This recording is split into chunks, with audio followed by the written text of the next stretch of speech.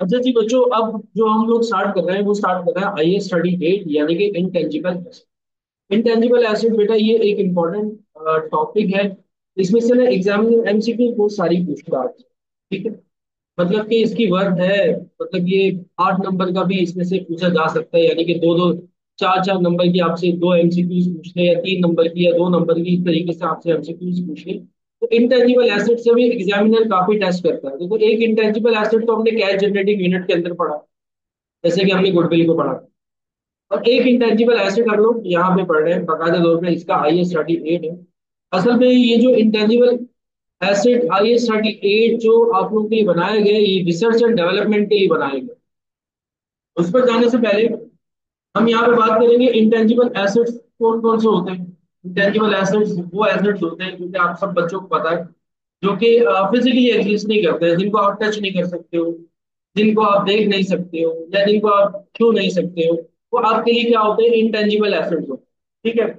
अब intangible assets में हमारे पास सॉफ्टवेयर आ जाते हैं, लाइसेंसिंग आ जाते हैं, हमारे पास जो है वो कॉपीराइट्स आ जाते हैं, पेटेंट आ जाते हैं, हमारे पास जो है वो ये सारी चीजें जो है वो गुडविल आ जाती है। तो ये हमारे पास क्या होते हैं, इंटेंजिबल एसेट। ठीक है। इसमें एग्जांपल्स में हमारे पास इंटेंजिबल एसेट में कौन कौन से इंटेंजिबल एसेट आ जाते हैं, सब बच्चों को पता है वैसे कि लाइसेंस हो गया, या हमारे पास जो है वो गुडविल हो गई, या फिर हमारे पास पेटेंट हो गया, या फिर हमारे पास जो है सॉफ्टवेयर हो गए। ये सारे के सारे हमारे पास जो है वो इंटेंजिबल एसेट्स की कैटेगरी के अंदर फॉल करते हैं। ठीक है। अच्छा, इंटेंजिबल एसेट्स को इनिशियली कैसे रिकॉर्ड करते हैं, इनिशियल मेजरमेंट कैसी होती है इंटेंजिबल एसेट की, वो हम बात कर लेते हैं सबसे पहले।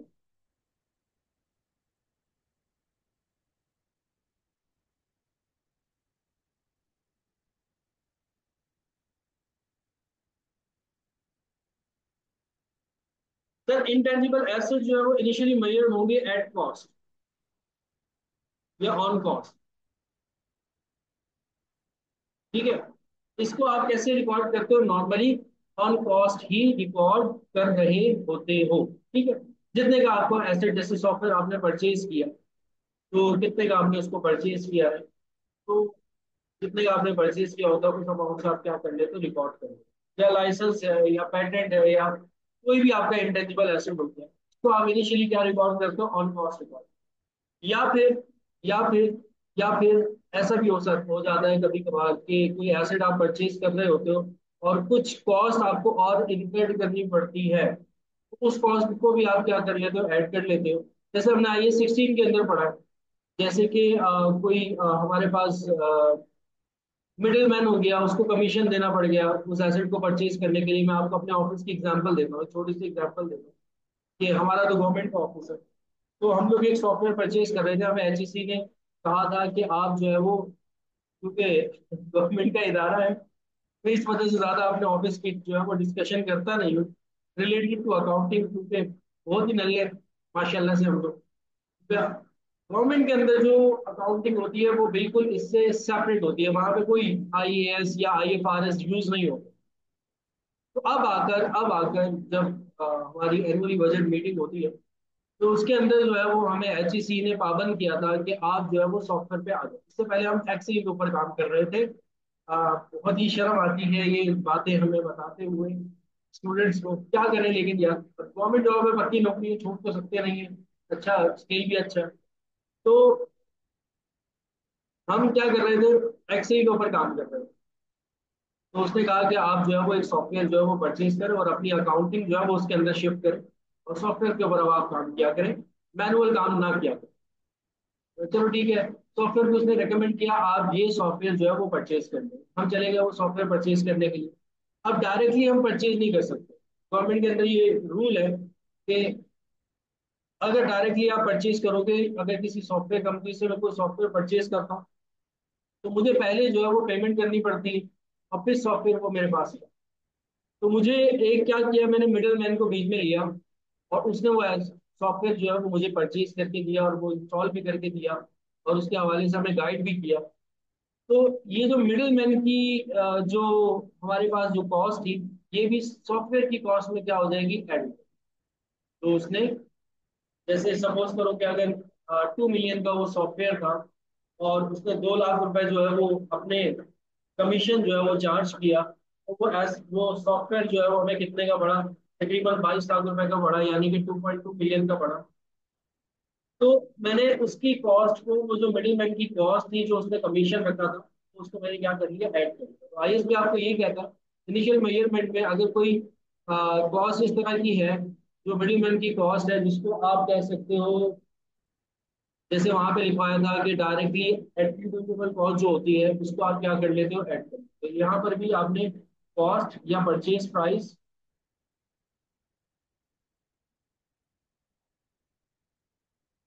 और फिर आप उसमें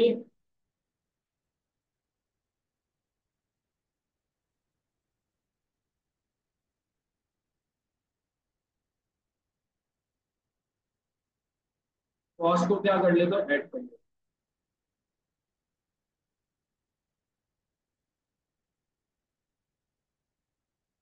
तो ये आपके एसिड की या कॉस्ट आ जाती है, और इससे आप क्या कर लेते हो, उस एसिड को रिकॉर्ड करते हो, उस एसिड को डेबिट कर देते हो, और कैश या पेबल को क्या कर देते हो, क्रेडिट कर देते हो। अच्छा, अब इसमें फंडा जो है वो डेप्रिसिएशन रिकॉर्ड करने का होता है, यहाँ पर भी डेप्रिसिएशन रिकॉर्ड किया जाता है, यहाँ पर भी डेप्रिसिएशन रिकॉर्ड किया जाता है। लेकिन जैसे हम IAS 16 के अंदर पढ़कर आए हैं कि हम एंट्री बनाते थे डेप्रिसिएशन एक्सपेंस डेबिट, और एक्यूमुलेटेड डेप्रिसिएशन को हम क्या कर दिया करते थे, क्रेडिट कर दिया करते थे। यहाँ पर हम डेप्रिसिएशन एक्सपेंस को डेबिट नहीं करते, बल्कि हम अमोर्टाइजेशन एक्सपेंस को डेबिट करते हैं।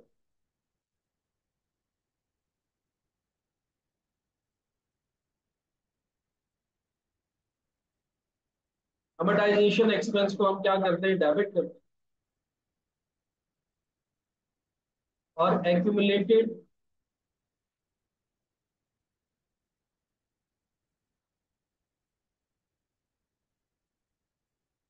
अमोर्टाइजेशन को हम क्या करते थे, क्रेडिट। मतलब फंडा वही है, वहां पे डेप्रिसिएशन का वर्ड यूज हो रहा था, यहाँ पे अमोर्टाइजेशन का वर्ड यूज हो रहा है, और इसके अंदर कोई नई चीज नहीं है। ठीक है। अच्छा, दूसरी बात मैं आपको ये बता दूं, गुडविल के हवाले से, यहाँ पर मैंने ऊपर इंटेंजिबल एसेट के अंदर जो है वो क्या लिखी है, गुडविल बिल। गुडविल जो है बच्चों वो दो तरह की होती है, एक होती है इंटरनली जनरेटेड गुडविल, और एक होती है हमारे पास एक्सटर्नली जनरेटेड गुडविल। ठीक है, एक्सटर्नली परचेज गुडविल।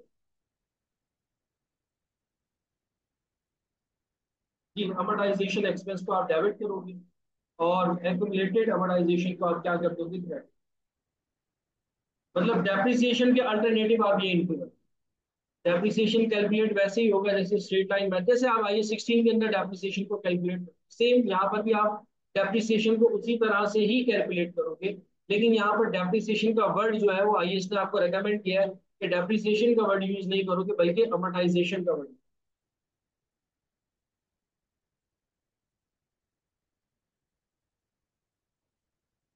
क्लियर है?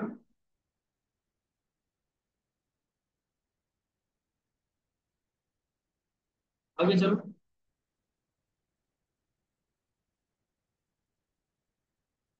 अच्छा, हम बात कर रहे थे गुडविल।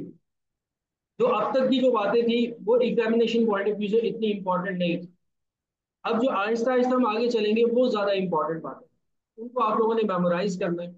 और उससे रिलेटेड थ्योरी का क्वेश्चन भी 5 नंबर का आ जाता, और उससे रिलेटेड एमसीक्यूज भी बहुत ज्यादा आती है। कौन सी एमसीक्यूज आती है वो भी मैं आप लोगों को बताऊंगा, किस तरीके से एग्जामिनर आपसे इस चैप्टर के अंदर एमसीक्यूज को पूछता है।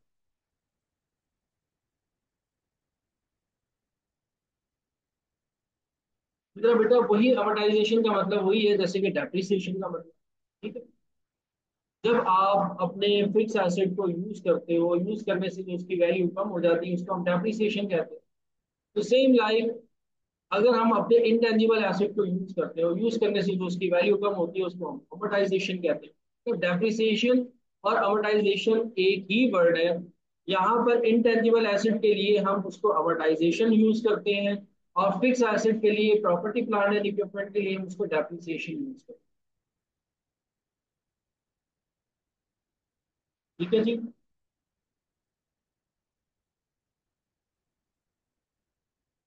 क्लियर है, आगे चलूं?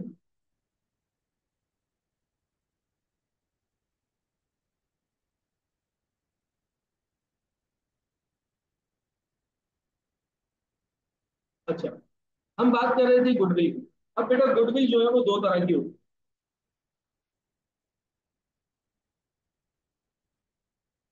गुडविल जो है तो आपके पास दो तरह की,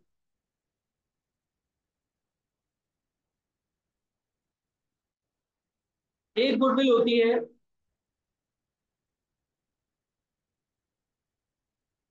इंटरनली जनरेटेड,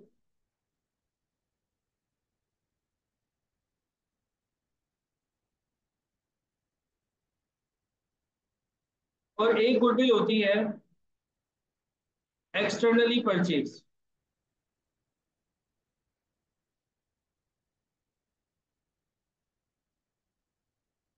अब दोनों में डिफरेंस क्या है? इंटरनली जनरेटेड गुडविल क्या है और एक्सटर्नली जनरेटेड गुडविल क्या है? इंटरनली जनरेटेड गुडविल ये होती है जो आप अपने बिजनेस की खुद जो है वो जनरेट करते हो। जैसे कि मिसाल के तौर पे आप लोग जो है वो मैंने क्या किया, पढ़ाने का सिलसिला जो है वो शुरू किया। ठीक है, अब मैं स्टूडेंट्स की जो मैसेजेस आ रहे हैं उनका मैं रिप्लाई भी कर रहा हूँ। और वो मुझे रात के 2 बजे भी मैसेज कर रहे हैं, या सुबह के 5 बजे भी मैसेज कर रहे हैं, या रात के 6 बजे भी मैसेज कर रहे हैं, शाम के 6 बजे भी मैसेज कर रहे हैं। मैं क्या कर रहा हूँ, उनका रिप्लाई कर रहा हूँ। ठीक है, उनके आंसर्स कर रहा हूँ क्यूरीज का। तो एक अच्छा इंप्रेशन जा रहा है स्टूडेंट्स के सामने, एक लाइव क्लास भी ली जा रही है। रिकॉर्डेड लेक्चर्स जो है वो मैं शेयर नहीं कर रहा हूँ। मेरी कोशिश ये हो रही है कि मैं हमेशा जो है वो रिकॉर्डेड की जगह मैं लाइव क्लास लूँ, खुद आकर पढ़ाऊँ स्टूडेंट्स को। वो ज्यादा अच्छा है, ना कि मैं अपने रिकॉर्डेड लेक्चर जो है वो स्टूडेंट्स के साथ शेयर कर दूँ। तो इससे क्या हो रहा है, इससे ये हो रहा है कि स्टूडेंट्स के माइंड में एक मेरी मेरे लिए एक गुडविल जो है वो जनरेट हो रही है, जिसको मैं ये कहूंगा कि मेरी इंटरनली जनरेटेड गुडविल है।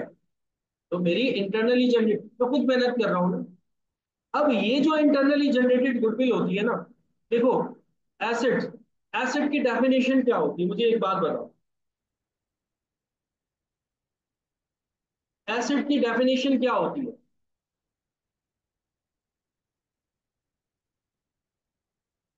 जी जी बेटा, मैं बता दूँ। एसेट की डेफिनेशन क्या होती है, मुझे एक बात बताओ।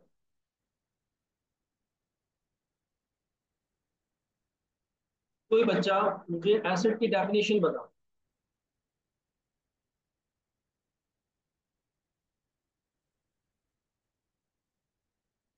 पूरी टाइप नहीं करो, मुझे दो कुछ पॉइंट्स बता दो एसेट की डेफिनेशन के अंदर।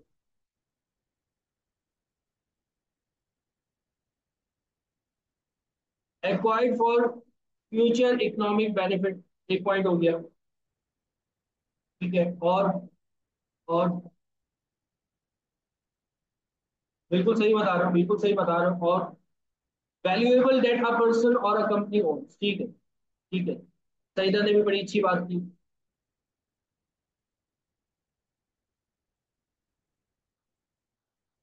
जब इन्हें बोला कि property own by a person for a future benefit to meet that must in control of the company. ठीक है, ठीक है। अब सुनो, सारी बातों के अंदर तीन पॉइंट्स आते हैं आपके पास। पहला पॉइंट ये होता है, एसेट की डेफिनेशन कहीं से भी उठा कर देखो, अभी भी जो आप लोगों ने बताया, अभी भी जो आप लोगों ने बताया, उनमें तीन पॉइंट आते हैं कि सर वो वैल्यूएबल होना चाहिए। ठीक है, दूसरा जो है वो सर बिजनेस ओन होना चाहिए, यानी कि कंट्रोल बाय बिजनेस होना चाहिए।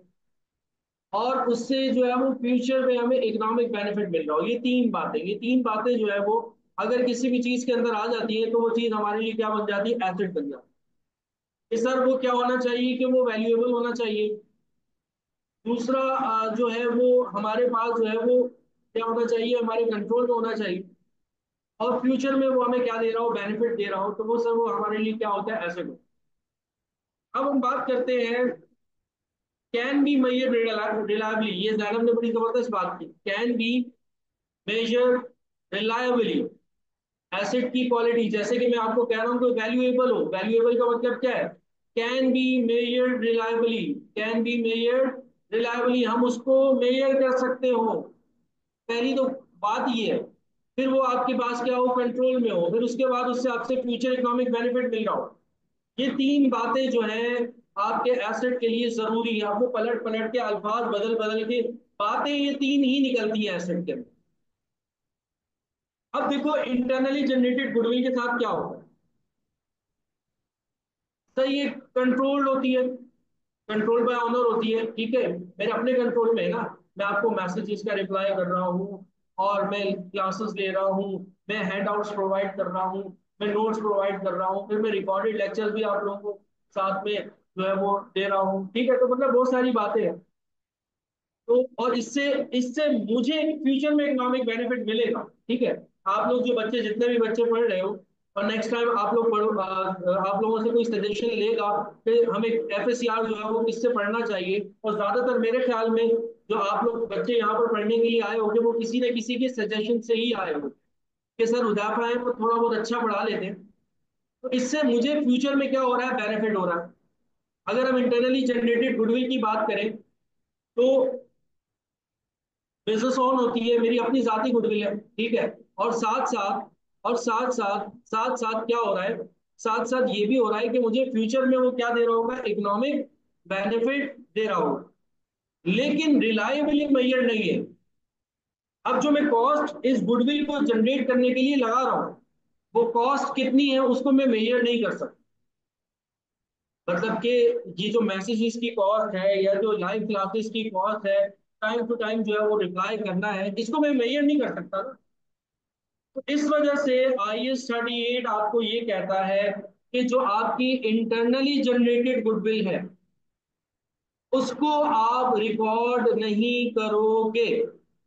जो आपकी इंटरनली जनरेटेड गुडविल है उसको आप रिकॉर्ड नहीं करोगे, not recorded in books. Sir क्यों रिकॉर्ड नहीं करेंगे? उसका रीजन छोटा सा ये है कि ये रिलायबली मेजर्ड नहीं है, बिकॉज नॉट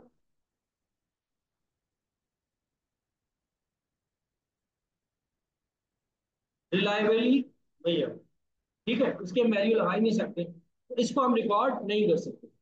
जो एक्सटर्नली परचेज की जाती है उसको हम क्या करते हैं, रिकॉर्ड करते हैं। तो एमसीक्यूज के अंदर अगर ये आ जाए कि अगर कोई इंटरनली जनरेटेड गुडविल है तो आपसे वो पूछ ले कि हम इसको रिकॉर्ड करेंगे या ना नहीं करेंगे, तो आपने वहां पे साफ साफ लिखना है कि इसको हम रिकॉर्ड नहीं करेंगे। तो गुडविल का ये पॉइंट जो है वो आप लोगों ने याद रखना है। यहां तक बात क्लियर हो गई? यहां तक बात क्लियर हो गई कि इंटरनली जनरेटेड गुडविल को रिकॉर्ड नहीं करते। क्यों नहीं रिकॉर्ड करते? क्योंकि सर हम इसकी कॉस्ट की वैल्यू को, कॉस्ट को वैल्यू नहीं कर सकते, इसकी कॉस्ट को मेजर नहीं कर सकते, जिसकी वजह से हम इसको रिकॉर्ड नहीं करते हैं। और एक्सटर्नली जनरेटेड, अगर अगर एक्सटर्नली आप परचेज कर रहे हो, जैसे कि आगे चलकर हम लोग एमएल कमीशन पढ़ेंगे तो उसके अंदर हमारे पास गुडविल भी आ रही होगी, तो उसको हम अपनी बुक्स ऑफ अकाउंट के अंदर क्या करेंगे, रिकॉर्ड करेंगे, क्योंकि उसके बदले में हम क्या कर रहे होते हैं, पेमेंट कर रहे होते हैं। तो जब हम उसके बदले में पेमेंट कर रहे होते हैं तो यानी कि अब वो क्या हो गई हमारे लिए, रिलायबली मेजर्ड हो गई। तो अब हम उसको अपनी बुक्स ऑफ अकाउंट के अंदर क्या करते हैं, रिकॉर्ड करते हैं। जो हमारी अपनी इंटरनली जनरेटेड गुडविल होती है उसको बुक्स ऑफ अकाउंट के अंदर रिकॉर्ड नहीं करेंगे। एक पॉइंट तो ये हो गया। अच्छा, उसके बाद आ जाओ नेक्स्ट पॉइंट की तरफ। एक मिनट रुकना बेटा।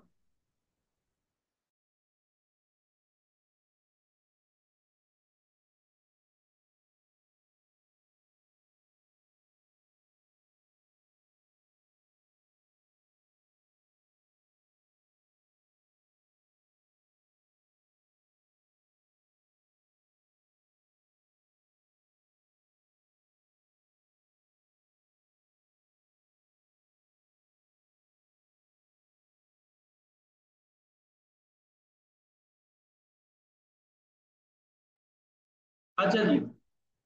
अच्छा, नेक्स्ट पॉइंट आ रहा है हमारे पास,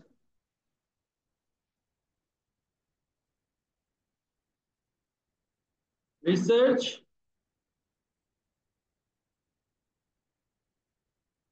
एंड डेवलपमेंट कॉस्ट।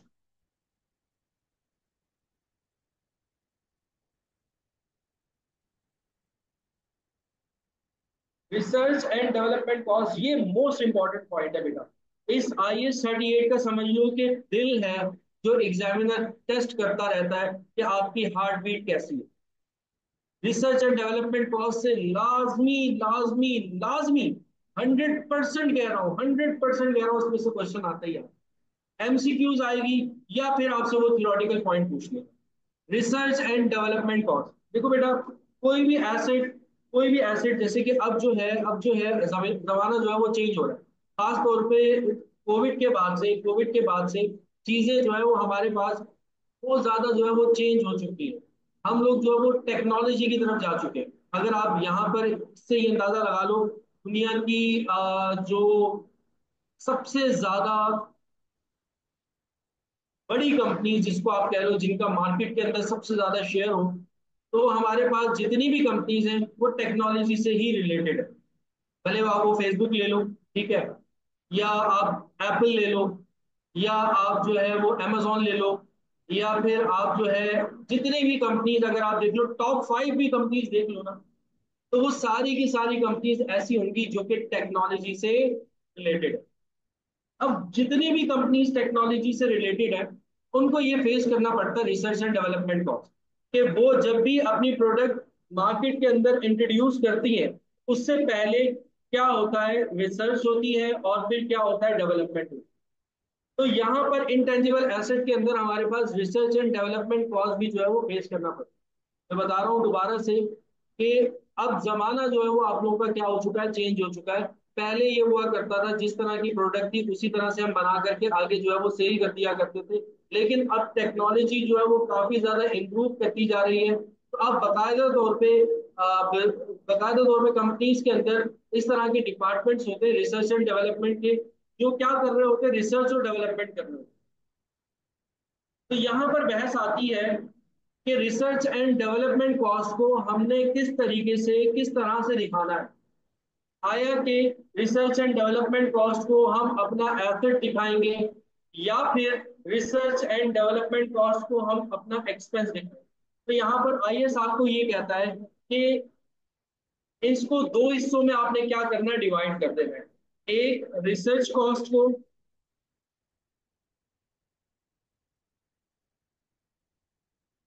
और एक डेवलपमेंट कॉस्ट को।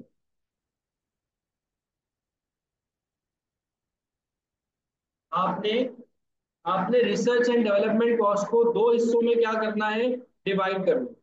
एक आपकी क्या होगी, रिसर्च कॉस्ट, और एक आपकी क्या होगी, डेवलपमेंट कॉस्ट। अब रिसर्च कॉस्ट क्या होती है सर, रिसर्च कॉस्ट होती है आपकी इनिशियल कॉस्ट होती है, जो बिल्कुल शुरुआती दौर में आप कर रहे होते हो, डाटा कलेक्ट कर रहे होते हो, रिसर्च कर रहे होते हो, वो सारी की सारी चीजें, उस पर जितना भी एक्सपेंडिचर हो रहा है वो सारा का सारा आप रिफ्लेक्ट करते हो P&L के अंदर। यानी कि एक्सपेंस डेबिट करते हो, कैश को क्रेडिट करते हो, एक्सपेंस डेबिट करते हो, कैश को क्या करते हो, क्रेडिट करते हो। रिसर्च से रिलेटेड जितनी भी कॉस्ट होगी, रिसर्च से रिलेटेड जितनी भी कॉस्ट होगी, वो सारी की सारी हमारी कहाँ रिफ्लेक्ट करेगी, P&L के अंदर रिफ्लेक्ट करेगी। और डेवलपमेंट कॉस्ट जितनी भी होगी उसको हम क्या करते हैं, कैपिटलाइज करते हैं।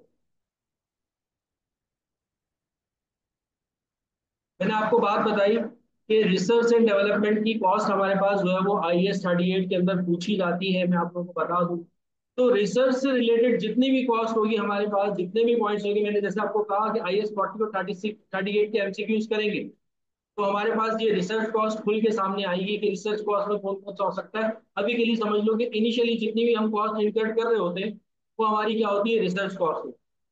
फिर उसके बाद एक फेज आता है डेवलपमेंट का। रिसर्च आप कर चुके होते हो, आपको आइडिया हो चुका होता है अब आपको क्या प्रोडक्ट बनाना है, फिर आप डेवलपमेंट फेज पे आ जाते हो और फिर आप क्या करते हो, डेवलपमेंट करते हो।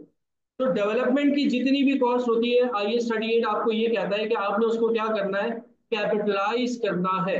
लेकिन लेकिन लेकिन कैपिटलाइज तब करना है जब वो क्राइटेरिया मीट करे। इफ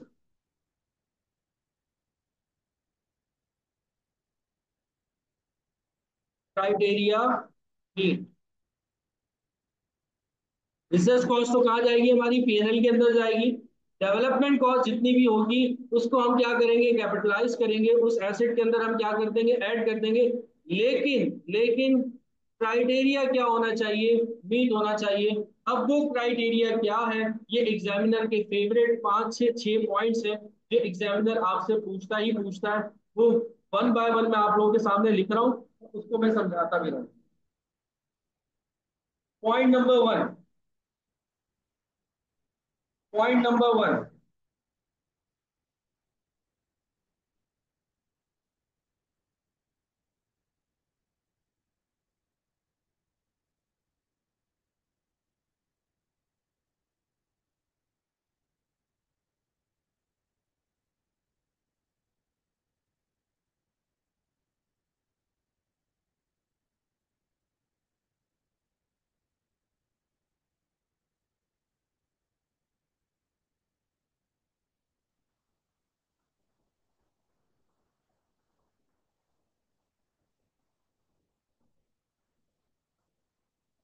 पॉइंट नंबर 1 है technical feasibility of completing the intangible asset. ठीक है, टेक्निकल फिजिबिलिटी होनी चाहिए आपके पास कि आप उस एसेट को कंप्लीट कर सकते हो। अब आप डेवलपमेंट फेज पे आ गए, आपके पास आपकी जो टेक्निकल स्टाफ है वो आपको ये बता रहा हो कि वाकई हम इस एसेट को क्या कर सकते हैं, कंप्लीट कर सकते हैं, ये टेक्निकली पॉसिबल है, इस एसेट को हम कंप्लीट कर सकते हैं। तो क्राइटेरिया में पहला पॉइंट आ जाता है आपके पास ये कि आपने ये देखना है कि क्या उस एसेट की टेक्निकल फिजिबिलिटी है कंप्लीट होने की, नहीं है। अगर तो नहीं है तो आपने उस डेवलपमेंट कॉस्ट को भी कैपिटलाइज नहीं करना बल्कि कहाँ लेके जाना है, पीएनएल के। तो पहला पॉइंट ये है कि अगर टेक्निकल फिजिबिलिटी है तो फिर आप उसको इंटेंजिबल एसेट के अंदर कैपिटलाइज करोगे। पॉइंट नंबर 2 क्या है आपके पास,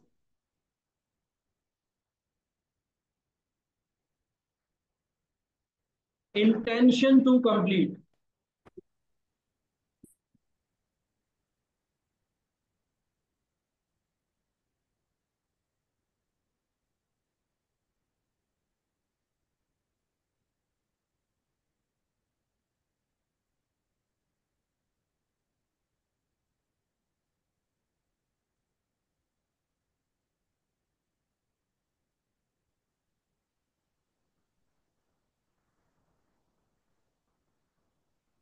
टेक्निकल फिजिबिलिटी है लेकिन आपकी इंटेंशन ही नहीं है उसको कंप्लीट करने की, लाने को इससे भी आपका एसेट जो है वो कैपिटलाइज नहीं हो सकता, यानी कि लाने को डेवलपमेंट कॉस्ट को आप कैपिटलाइज नहीं कर सकते।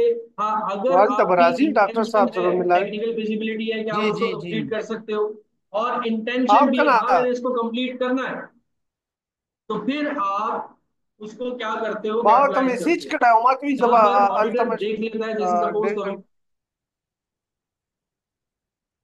आपने एक एसिड है मत और उसकी डेवलपमेंट फेज चल रहा था और आप उसके ऊपर हाँ मां जितनी भी कॉस्ट आ रही है आपने उसको क्या किया हुआ है, कैपिटलाइज किया हुआ है।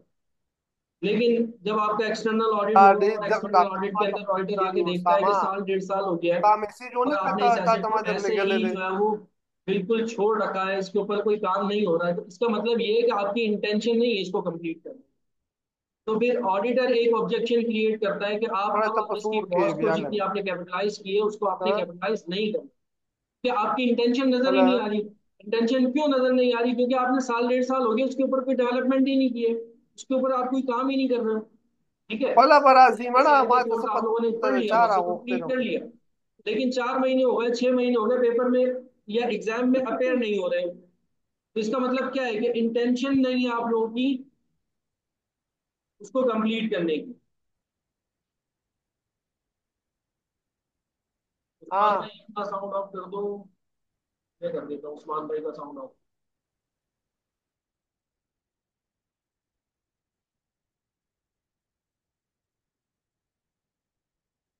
अब आगे समझ में, कि इंटेंशन भी होनी चाहिए उसको कंप्लीट करने की, आप उसके ऊपर नजर आ रहा हो कि यार आप उसको उसके ऊपर काम कर रहे हो ताकि वो क्या हो जाए, कंप्लीट हो जाए।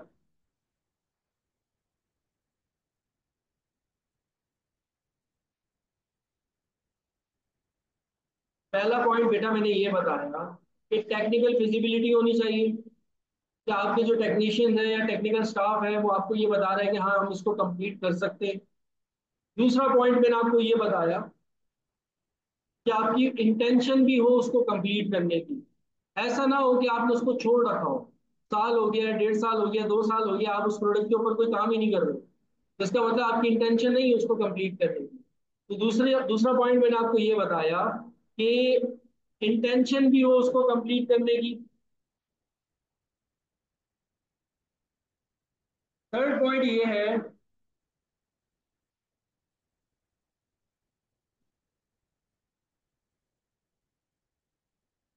इट्स एबिलिटी टू यूज और सेल द इंटेंजिबल एसेट।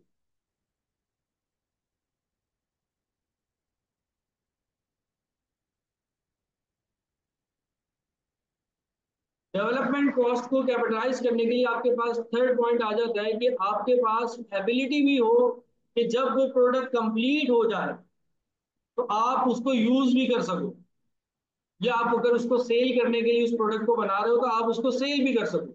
यानी कि उसकी इस तरह की मार्केट हो आपके सामने कि आपको पता हो कि आपका प्रोडक्ट क्या हो जाएगा, सेल हो जाएगा। जैसे अगर पाकिस्तान के अंदर रहते हुए मैं कोई एक ऐसी प्रोडक्ट बना लेता हूँ जिसके अंदर जिसका पाकिस्तान में कोई स्कोप ही नहीं है,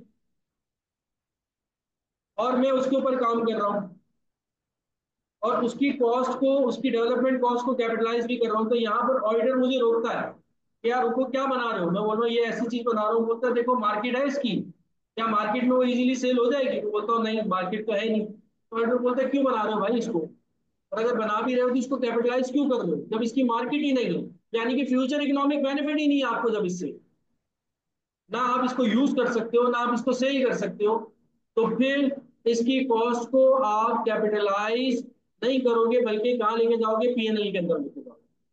तो तीसरा क्राइटेरिया, पहला क्राइटेरिया टेक्निकल फिजिबिलिटी, दूसरा क्राइटेरिया इंटेंशन टू कंप्लीट, तीसरा क्राइटेरिया एबिलिटी टू यूज और सेल, कि हमारी एहलियत भी हो इसको इस्तेमाल करने की या उसको सेल करने की, हमारे पास मार्केट ऐसी हो कि हम उसको वहां पर क्या कर सके, सेल कर सके। फोर्थ पॉइंट आ जाता है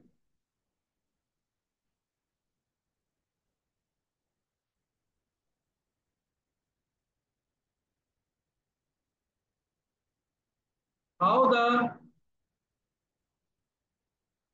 intangible asset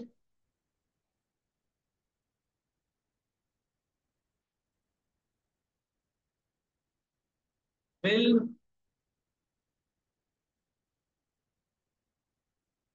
generate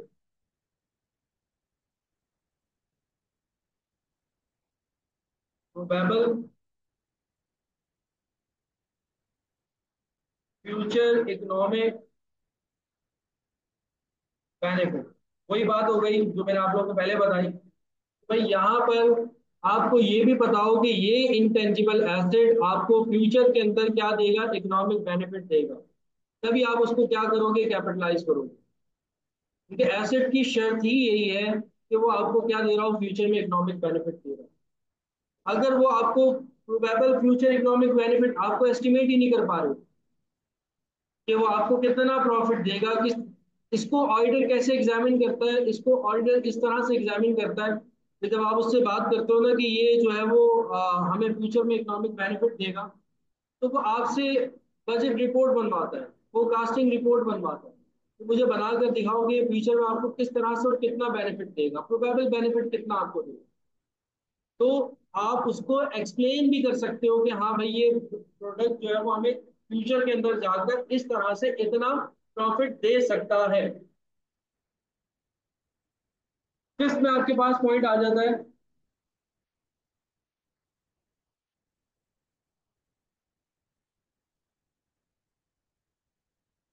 availability of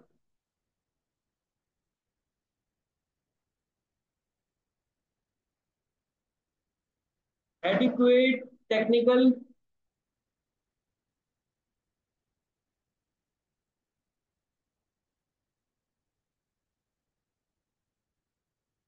financial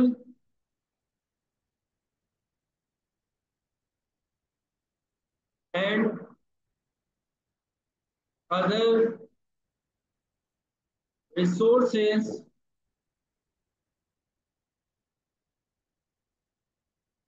to complete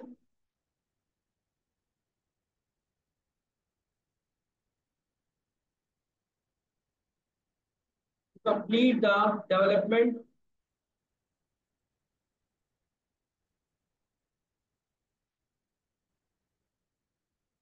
ठीक है, आपके पास अवेलेबिलिटी भी हो फंड्स की।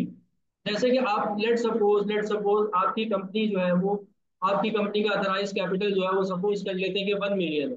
ठीक है, और आपने एक एसेट ऐसा स्टार्ट किया जिसकी फ्यूचर कॉस्ट आ रही है 100 मिलियन की। तो ऑडिटर कभी आपको इजाजत नहीं देगा कि आप उस एसेट को जो है वो स्टार्ट करो, क्योंकि आपके पास इतनी फाइनेंशियल रिसोर्सेज ही नहीं है, या टेक्निकल आपके पास सपोर्ट, टेक्निकल स्टाफ ही नहीं है जो उस एसेट को क्या कर सके, कंप्लीट कर सके। आपके पास इस तरह का कोई स्टाफ नहीं है, आपके पास फंड्स नहीं है, और आप चाह रहे हो कि आप उस एसेट को जो है वो कंप्लीट कर लोगे, तो आपको ऑडिटर कभी भी इसकी इजाजत नहीं देगा। यानी कि अवेलेबिलिटी ऑफ फंड्स होना चाहिए, इतनी आपकी हैसियत होनी चाहिए कि आप उस एसेट को क्या कर सको, कंप्लीट कर सको। ठीक है, तो फिफ्थ पॉइंट ये है कि आपके पास adequate technical, financial and other resources होनी चाहिए, ताकि आप उसकी डेवलपमेंट फेज को क्या कर सको, कंप्लीट कर सको। और उसके बाद लास्ट फेज आ रहा है हमारे पास,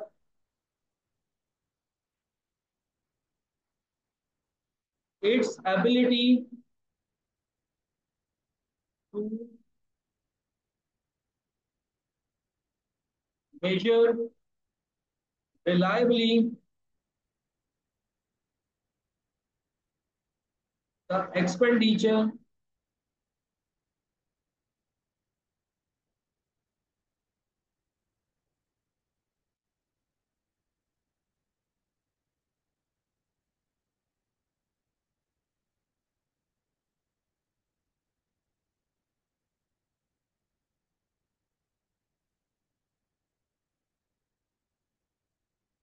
एट्रीब्यूटेबल टू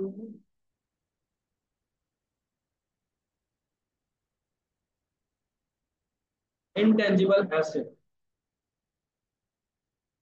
ड्यूरिंग डेवलपमेंट।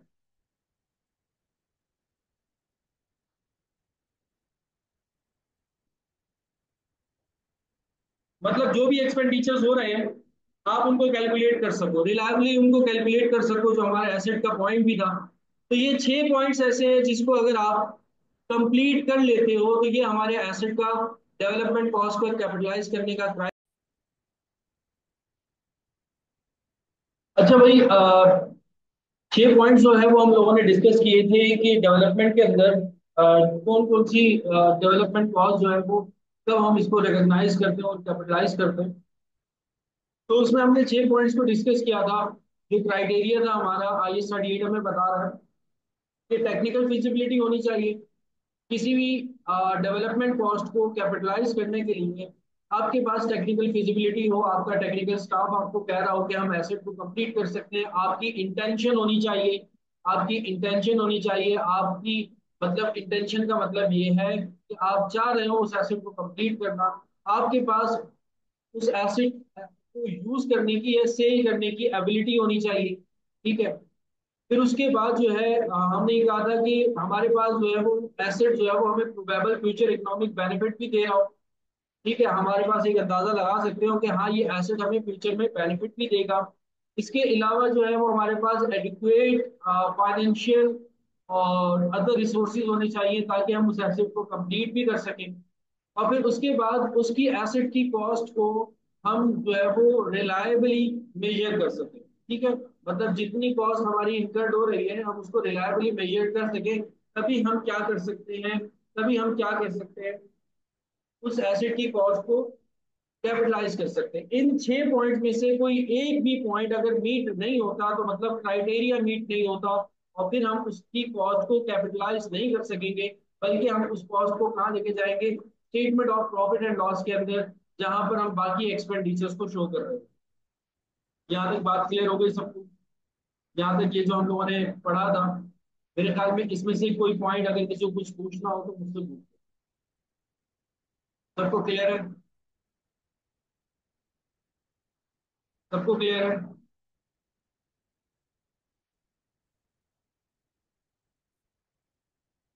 सबको क्लियर है? ठीक है ठीक है ठीक है। अच्छा देखो बेटा, अब देखो, अब सुनो जरा। अब सारे बच्चे सुनना बेटा। अब बड़ी इंपॉर्टेंट बात बताने जा रहा हूँ, जिससे रिलेटेड एग्जामिनर जो है वो एमसीक्यूज पूछता है।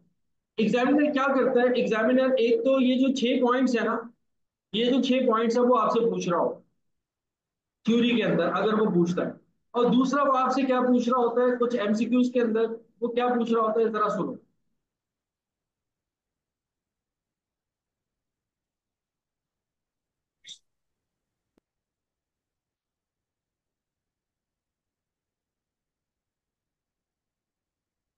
लेट सपोज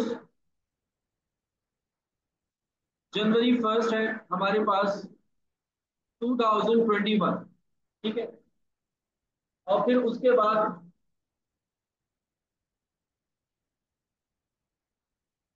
December 31 2021, एक साल पूरा हो गया। फिर उसके बाद December 31 2022। अच्छा, अब सपोज करो आपने एक एसेट को स्टार्ट किया, उसके ऊपर आपने रिसर्च स्टार्ट की January 1 2021। तो ये जो आपका फेज है ये आपका रिसर्च फेज है। सपोज कर लेते हैं कि ये जो हमारा फेज है ये हमारा रिसर्च फेज है, January 1 2021 से लेकर December 31 2021, ठीक है। अब मैं जितना भी एक्सपेंडिचर करूं, उस एक्सपेंडिचर को मैं कहाँ रिपोर्ट करूंगा? सर मैं उस एक्सपेंडिचर को रिपोर्ट करूंगा पी एंड एल के अंदर, यानी कि प्रॉफिट एंड लॉस अकाउंट में। ठीक है, ये बात तो पहले से ही तय हो चुकी थी, मैंने आप लोगों को पहले भी बता दिया कि रिसर्च कॉल जितनी भी होगी एसिड से रिलेटेड उसको आप पी एंड एल के अंदर जाकर के शो करो। ठीक है। अच्छा सर, December 31 2021 के बाद हमारा जो फेज स्टार्ट हुआ, हमारा सर फेज स्टार्ट हो गया डेवलपमेंट का।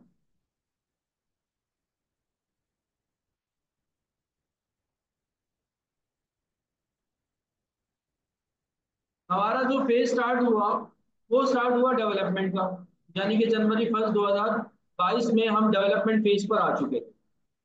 अब सर क्या ये वाली कॉस्ट कहाँ जाएगी? ये वाली कॉस्ट जो है वो सर हमारी क्या फाइनेंशियल पोजीशन में जाएगी, या फिर जो है वो पीएनएल के अंदर जाएगी?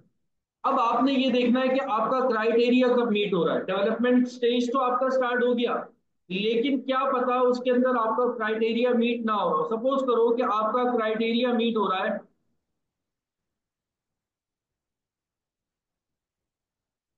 March 31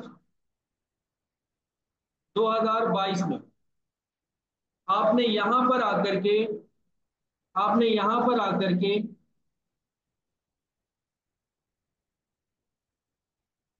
क्राइटेरिया मीट कर लिया, ठीक है। अब आपका डेवलपमेंट फेज जो है वो January 1 से ही स्टार्ट हो चुका है। आपका जो डेवलपमेंट फेज है वो January 1 से ही स्टार्ट हो चुका है, लेकिन जो आपका क्राइटेरिया मीट हुआ है वो मीट हुआ है March 31 2022 के अंदर। तो सर ये जो जनवरी से लेकर के March 31 तक का जितना भी मेरा डेवलपमेंट का एक्सपेंडिचर है, जितना भी मेरा डेवलपमेंट का एक्सपेंडिचर है, क्योंकि कैपिटल क्राइटेरिया मीट नहीं हुआ था, इस वजह से इस सारे एक्सपेंडिचर को मैं कहाँ रिपोर्ट करूंगा? पीएनएल के अंदर रिपोर्ट। ठीक है। देखो बेटा, पहला तो पिछला साल तो पूरा आपका रिसर्च में गुजर गया। फिर उसके बाद जो है आपने December 31 तक रिसर्च फेज अपना कंप्लीट किया। नाउ अब आप आ गए डेवलपमेंट फेज पे। अब जो ही आप डेवलपमेंट फेज पर आए तो शुरू के जनवरी फरवरी मार्च 3 महीने तक आपका क्राइटेरिया मीट नहीं हुआ। लेकिन आप डेवलपमेंट फेज में थे, क्योंकि क्राइटेरिया मीट नहीं हुआ, तो ये जो 3 महीने का एक्सपेंडिचर है, ये जो 3 महीने का एक्सपेंडिचर है जनवरी से लेकर के मार्च 31 तक, क्योंकि मेरा क्राइटेरिया मीट नहीं हुआ था, इसलिए मैं इस एक्सपेंडिचर को कहाँ रिपोर्ट करूंगा? पीएनएल के अंदर रिपोर्ट करूंगा। और मार्च 31 से 31 ऑनवर्ड जितना भी मेरा एक्सपेंडिचर होगा, उसको मैं अपनी स्टेटमेंट ऑफ फाइनेंशियल पोजीशन के अंदर क्या करूंगा? रिपोर्ट करूंगा। उसको मैं अपनी स्टेटमेंट ऑफ फाइनेंशियल पोजीशन के अंदर क्या करूंगा? रिपोर्ट करूंगा। यानी कि मैं उसको कहाँ रिपोर्ट करूंगा? बैलेंस शीट के अंदर, क्योंकि क्राइटेरिया मेरा क्या हो चुका है? मीट हो चुका है। तो जैसे ही क्राइटेरिया मीट होगा, मैं उस एक्सपेंस को कैपिटलाइज करना स्टार्ट कर दूंगा। जैसे ही क्राइटेरिया मीट होगा, मैं उस एक्सपेंस को कैपिटलाइज करना शुरू कर दूंगा। तो जो भी चीज कैपिटलाइज होगी, वो हमारी कहाँ जाकर के रिपोर्ट होगी? स्टेटमेंट ऑफ फाइनेंशियल पोजीशन में। मतलब के मतलब के मतलब के सर, ये वाला जो फेस है, यहां से लेकर के यहां तक का, क्योंकि क्राइटेरिया मीट नहीं हुआ, इसको मैं कहाँ लेके जाऊंगा? पीएनएल के अंदर। और अब जबकि क्राइटेरिया मीट हो चुका है, तो यहां से लेकर के यहां तक का जितना भी फेस होगा, मैं उसको अपनी बैलेंस शीट में रिपोर्ट करूंगा। कहां पे रिपोर्ट करूंगा? बैलेंस शीट के अंदर, अपनी एसेट वाली साइड। यहां तक सबको क्लियर हो गई बात? कौन सा क्राइटेरिया है? वो जो ऊपर के 6 पॉइंट्स है। यहां तक सबको बात क्लियर हो गई?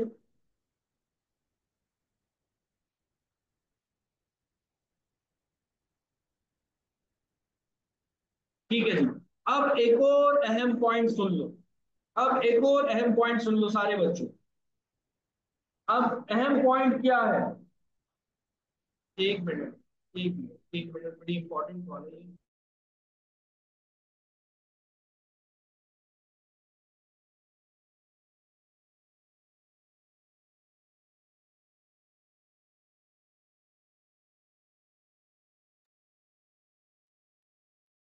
अब इन अहम पॉइंट क्या है? सपोज करो डेवलपमेंट फेज मेरा स्टार्ट हो चुका है, ठीक है। अगले साल 2023 के अंदर, अगले साल 2023 के अंदर,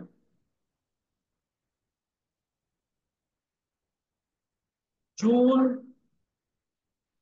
31 2023 में मैंने एसिड को क्या किया? अपना कंप्लीट कर लिया। ये वाला भी फेज क्या है? डेवलपमेंट फेज है। डेवलपमेंट फेज चल रहा था, ठीक है। तो अब मैंने अपने एसिड को यहां पर इस पॉइंट पर आकर, अपने एसिड को मैंने क्या किया है? कंप्लीट किया। अब मेरा डेवलपमेंट स्टेज भी क्या हो चुका है? कंप्लीट हो चुका है। तो ये जो आपका क्राइटेरिया मीट हुआ, और जून 31 2023 तक का जितना भी एक्सपेंडिचर है, वो आपने क्या किया है? कैपिटलाइज किया। कैपिटलाइज तो किया, लेकिन सर एक पॉइंट हमारे माइंड में उठता है कि जब हम एसेट को कैपिटलाइज कर रहे हैं, तो सर यहां पर हम एसेट को एमोटाइज नहीं कर रहे हैं। मैंने कहा था ना, इंटेंजिबल एसेट क्या होते हैं? एमोटाइज होते हैं। यानी कि क्या होते हैं? डेप्रिसिएशन का छोटा भाई क्या है? अमोटाइजेशन। तो अब आपका इंटेंजिबल एसेट क्या होना था? अमोटाइज होना था। तो सर क्या वो जो फेस है डेवलपमेंट वाला, इस डेवलपमेंट वाले फेस के अंदर मैं अमोटाइजेशन को रिकॉर्ड करूंगा कि नहीं करूंगा? यहां पे आपको स्टैंडर्ड ये कहता है कि जब आपका एसेट कंप्लीट हुआ, जब आपका एसेट कंप्लीट हुआ, उसके बाद जब उसने वर्किंग करना अपनी स्टार्ट कर दी, उससे ऑनवर्ड आप क्या करोगे? अमोर्टाइजेशन जो है वो रिकॉर्ड करोगे। तो अमोर्टाइजेशन जो है वो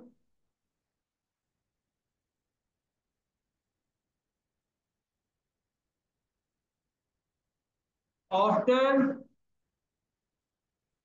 कंप्लीशन,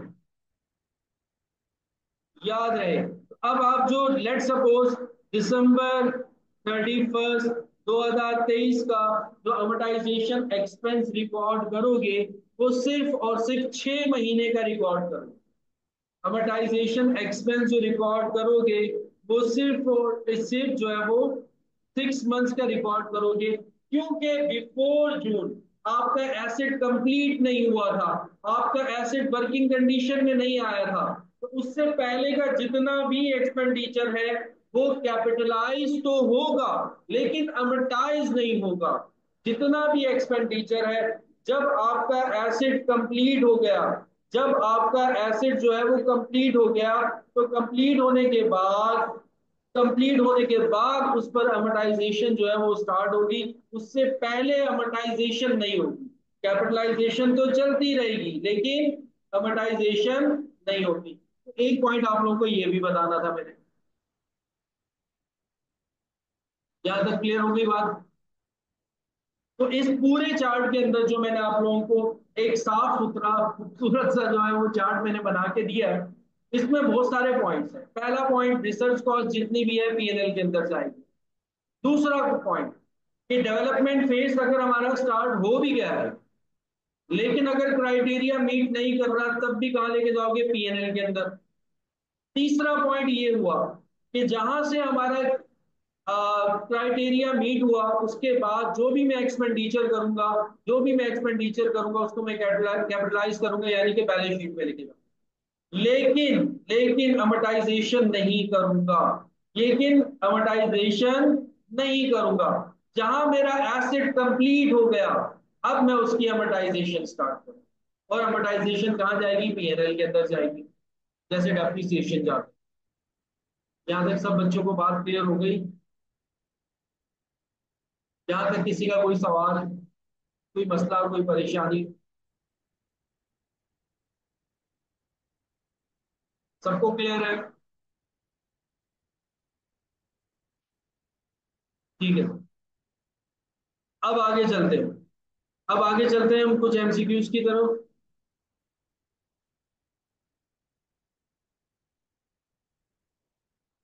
जो मेरे हिसाब से थोड़ी इंपॉर्टेंट एमसीक्यूज थी उनको हम लोग डिस्कस कर लेते हैं। एमसीक्यूज आ रही है आपके पास। Dawn Limited owns a pharmaceutical business with a year end of 30 September 2014। यानी कह रहे हैं कि डॉन लिमिटेड है, उनका जो ईयर एंड होता है वो 30 सितंबर 2014 में। ठीक है। Don Limited commence the development stage of a new drug on 1 January 2014। ठीक है। तो आपको बता रहे हैं कि कंपनी ने जो है वो अपना डेवलपमेंट फेज स्टार्ट किया है। कब स्टार्ट किया है? जनवरी 1 2014 में। जनवरी 1 2014 में इन्होंने क्या किया है? अपना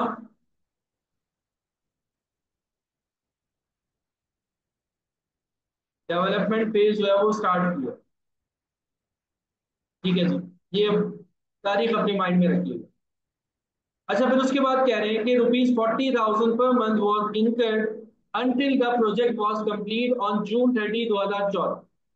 अच्छा, अब वो आपको बता रहे हैं कि ये हर महीने जो है वो 40,000 जो है वो इनकर्ड करते हैं, 40,000 पर मंथ, जब तक कि इनका प्रोजेक्ट जो है वो कंप्लीट नहीं हो जाता। और इनका प्रोजेक्ट, ये आपको बता रहे हैं कि इनका प्रोजेक्ट जो है वो कंप्लीट हो रहा है कब? 30 जून 2014 में। ठीक है।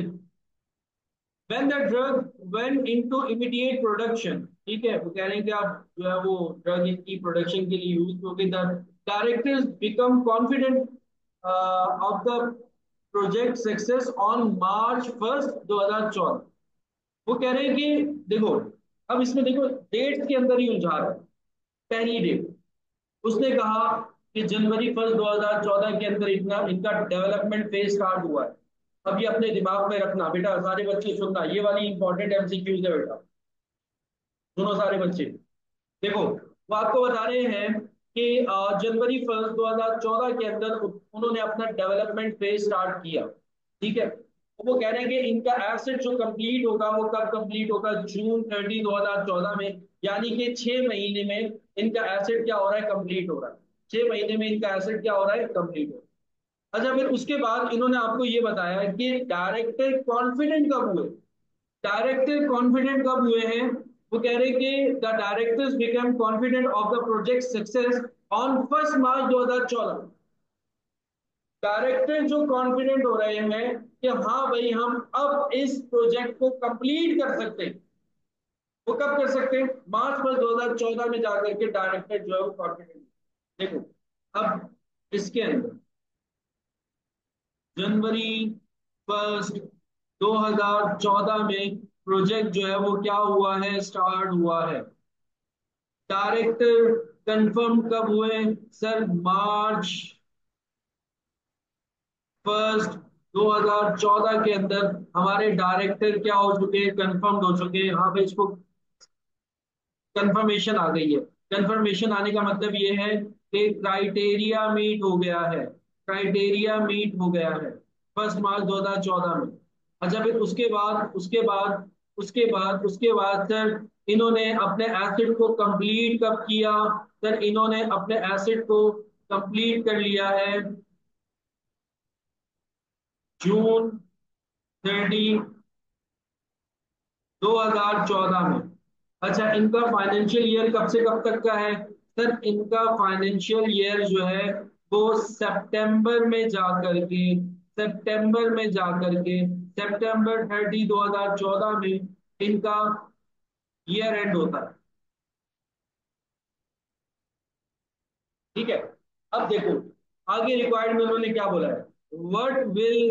What amount will DL charge to profit and loss for the development cost, including any amortization for the year ended September 30 2014? तो आपसे पूछ रहे हैं, बताओ कि डेवलपमेंट कॉस्ट की मद में प्रॉफिट एंड लॉस के अंदर कितना चार्ज होगा, और अगर कोई अमोर्टाइजेशन भी है वो भी जाएगी, तो बताओ टोटल कुल मिलाकर कितना चार्ज होगा।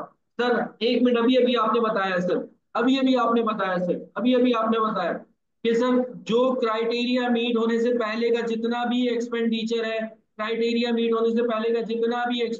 है, सर वो जाएगा पीएनएल के अंदर। ठीक है जी।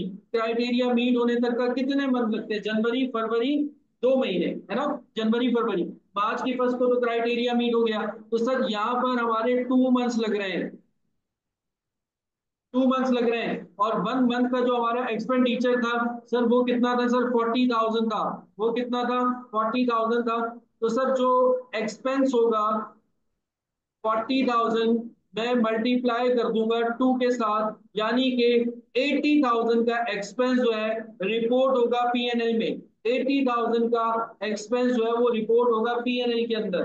फिर सर उसके बाद सर हमारा प्रोजेक्ट जो है वो कंप्लीट हो गया। यहां से लेकर के यहां तक अब हम इस एसेट को क्या करेंगे? कैपिटलाइज करेंगे। मार्च 1 से लेके जून 30 तक, मार्च अप्रैल मई जून, यानी कि 4 महीने का एक्सपेंडिचर क्या होगा? कैपिटलाइज होगा। 40,000, ये 4 मंथ्स बनते हैं। 40,000 मल्टीप्लाई बाय 4 करूंगा, यानी कि 1,60,000 मैं क्या करूंगा सर? कैपिटलाइज करूंगा। अच्छा, फिर सर हमारा एसेट कंप्लीट हो गया जून 30 को, तो जून 30 से लेकर के सितंबर तक, का जितना भी अमोर्टाइजेशन होगा वो भी कहा जाएगा सर? पीएनएल के अंदर। तो कितने के ऊपर अमोर्टाइजेशन लगेगा सर? कैपिटलाइज कितना किया, एसेट कितना बन गया आपका? 1,60,000 का। 1,60,000 को डिवाइड करवा दोगे आप, आपके एसेट की लाइफ कितनी है सर? 5 साल हमारे एसेट की लाइफ है। एसेट की लाइफ कितनी है? 5 साल क्वेश्चन में दी हुई है। तो डिवाइड करेंगे 1,60,000 को डिवाइड बाय 5, और फिर उसके बाद जुलाई अगस्त सितंबर 3 महीने, यानी कि 3/12।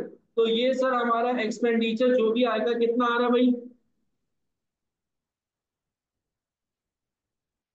8,000 का सर हमारा अमोर्टाइजेशन आ रहा है। 8,000 का हमारा अमोर्टाइजेशन आ रहा है। ठीक है जी।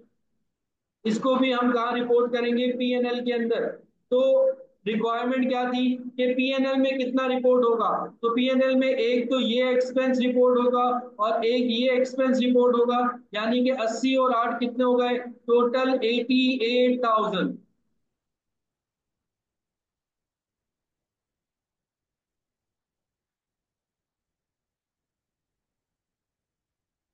तो sir 88,000 sir, answer C is the right answer. जहां तक सबको क्लियर हो गई बात? मजा आ रहा है?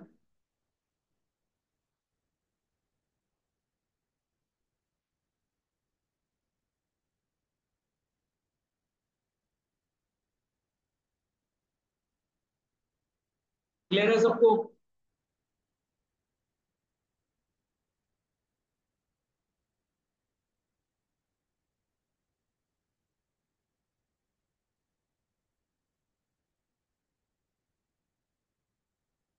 ठीक है जी। अच्छा, फिर उसके बाद नेक्स्ट एमसीक्यूज की तरफ आ जाओ। एमसीक्यूज नंबर 2 है। नेक्स्ट एमसीक्यू क्या है? ये आपने क्या सॉल्व की है? MCQ number 1।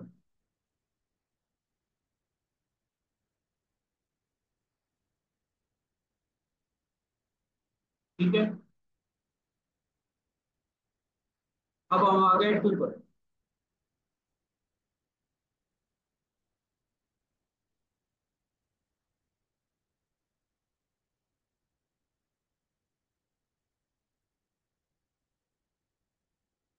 बेटा ज्यादातर जो मैं एमसीक्यू लेता हूँ ना वो कैब से ले रहा हूँ।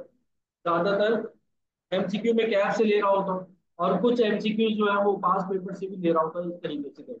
ठीक है। कुछ एसीसी की बुक से भी लूंगा जहां जरूरत पड़ेगी। अच्छा, अब एमसीक्यू नंबर 2 है। ये मैं आपका पीडीएफ में आप लोगों के साथ शेयर कर दूंगा। ठीक है, जो सोल्यूशन हुआ है सब चीजें एमसीक्यू के साथ, सारी चीजें मैं पीडीएफ आप लोगों को पता है ग्रुप में आ जाता है, तो ये पीडीएफ में शेयर कर दूंगा सब बच्चों के साथ। ठीक है, परेशान होने वाली बात नहीं है, एमसीक्यू आपको मिल जाए। अच्छा, अब इसमें आपको कह रहे हैं कि Apollo Limited carries out research and development. ठीक है जी। In the year ended 30 June 2015, AL incurred total cost in relation to project M of rupees 7,50,000। ठीक है जी। वो कह रहे हैं कि इन द ईयर एंडेड जून 30 2015, यानी कि इनका जो ईयर एंड हो रहा है वो कब हो रहा है? जून 30 2015 में इनका ईयर एंड हो रहा है। ठीक है जी। और इनका प्रोजेक्ट कब स्टार्ट हुआ है? spending the same amount each month up to 30 April 2015।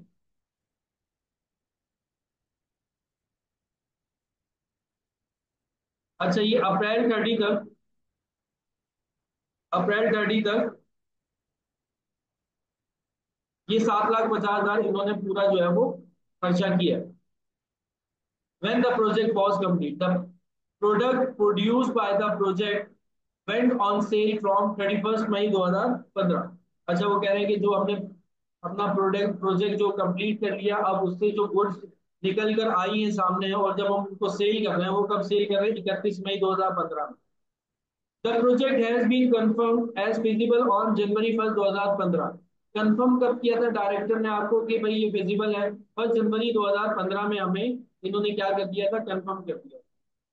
And the product produced by the project was expected to have a useful life of 5 years।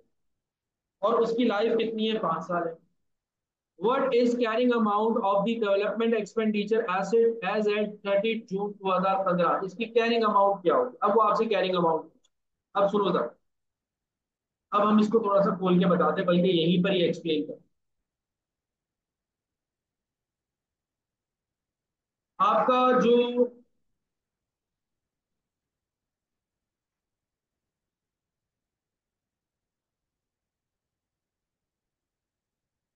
अगर अगर जून शुरू हुआ तो पेपर कैंसिल हुआ क्यों भाई? पेपर क्यों कैंसिल होगा?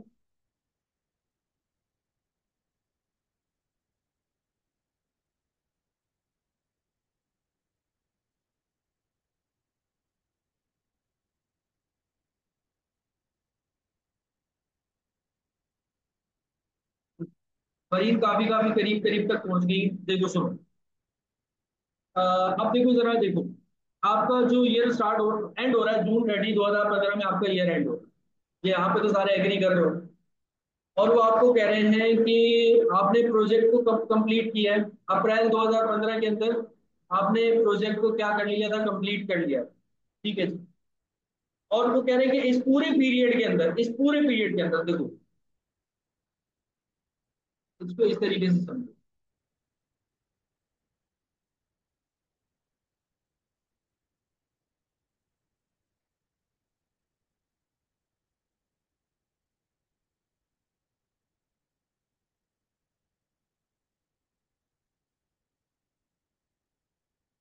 देखो, आपका जो ईयर एंड हो रहा है, वो हो रहा है जून 30, 2015 में। 2015 में आपका ईयर एंड है, ठीक है। अच्छा, फिर उसके बाद तो मतलब ईयर एंड अगर जून 30 2015 में हो रहा है तो स्टार्ट कब हुआ होगा सर? पिछले साल जुलाई में स्टार्ट हुआ होगा। July 1 2014 में सर हमने ईयर हमारा क्या हुआ होगा, स्टार्ट हुआ। ये हमारा फाइनेंशियल ईयर बनता है। जून 30 का है तो यानी कि जुलाई 1 को स्टार्ट हुआ होगा।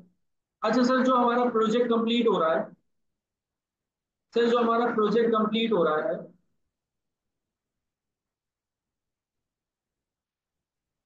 सर वो हो रहा है April 30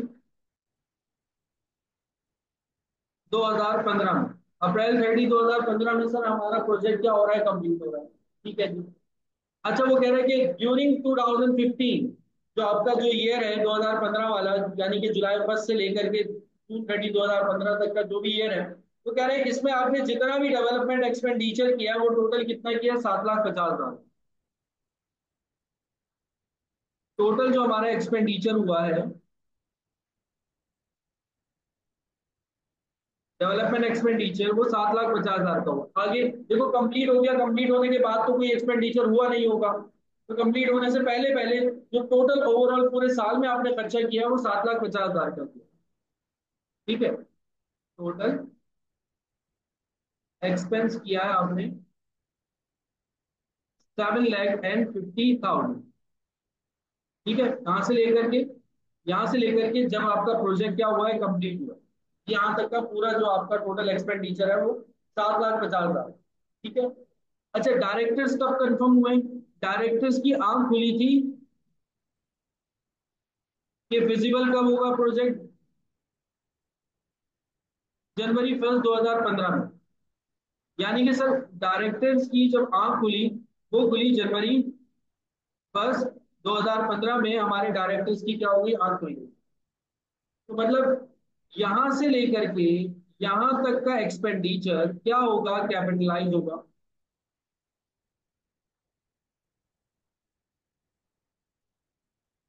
और यहां से लेकर के यहां तक का एक्सपेंडिचर कहाँ जाएगा, पीएनएल के अंदर।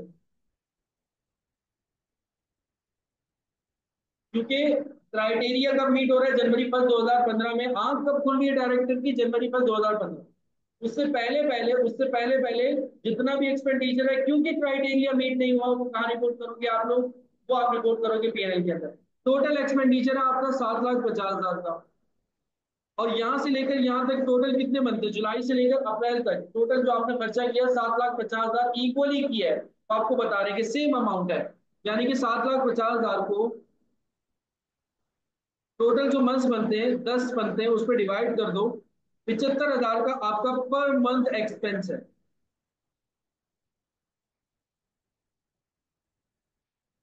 ठीक है।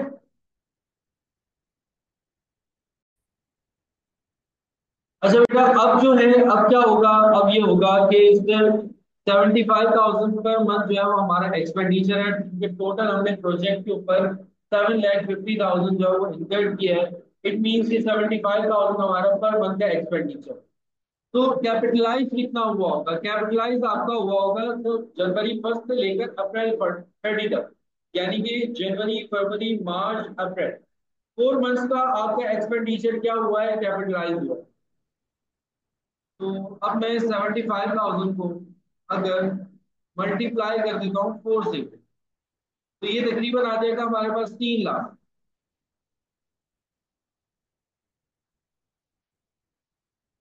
ठीक है जी। 3 लाख हमारा क्या हो गया, एसेट हो गया। और April 30 के बाद मई और जून कंप्लीट हो गया हमारा एसेट। कब कंप्लीट हुआ, April 30 को हमारा एसेट कंप्लीट हो गया। तो April 30 से अमोर्टाइजेशन जो है वो इसके ऊपर स्टार्ट हो जाएगी। तो April 30 से अगर इसके ऊपर अमोर्टाइजेशन स्टार्ट होगी, तो कितने मंथ्स की अमोर्टाइजेशन होगी सर, 2 महीने की होगी, मई और जून। अगर मैं इस 3 लाख को अमोर्टाइजेशन निकालता हूँ, ये तो कैपिटलाइजेशन हो गया।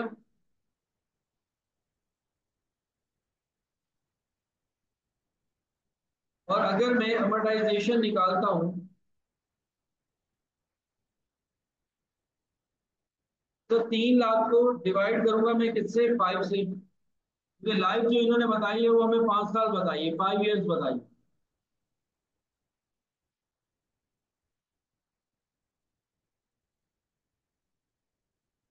और फिर इसको मल्टीप्लाई बाय 2/12 कर दूंगा, कितना आ रहा है, 10,000। तो कैरिंग वैल्यू क्या होगी कि सर अगर 3 लाख में से मैं अमोर्टाइजेशन को माइनस कर दूं, 2,90,000 मेरी कैरिंग वैल्यू।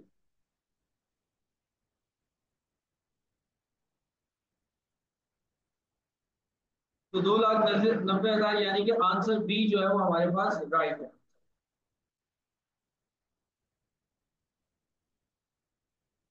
सबको क्लियर है बात, ये वाला एमसीक्यू समझ में आ गया। एमसीक्यू नंबर 2,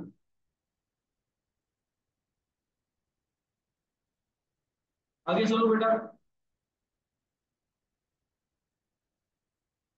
क्लियर है सबको। अच्छा, अब इन दोनों एमसीक्यू से आपने क्या सीखा है? इन दोनों एमसीक्यू से आपने ये सीखा है कि एक तो हम पीएनएल के अंदर किस तरीके से चार्ज करेंगे एमसीक्यू नंबर 1 के अंदर, और एमसीक्यू नंबर 2 के अंदर स्टेटमेंट ऑफ फाइनेंशियल पोजीशन के अंदर किस तरीके से चार्ज करेंगे।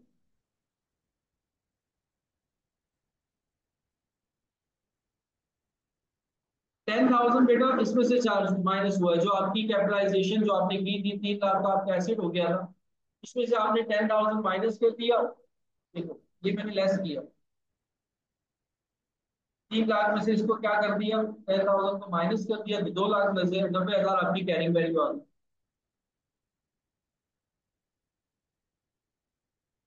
ठीक है जी बेटा, क्लियर है। अब आगे आ जाओ नेक्स्ट एमसीक्यू की तरफ।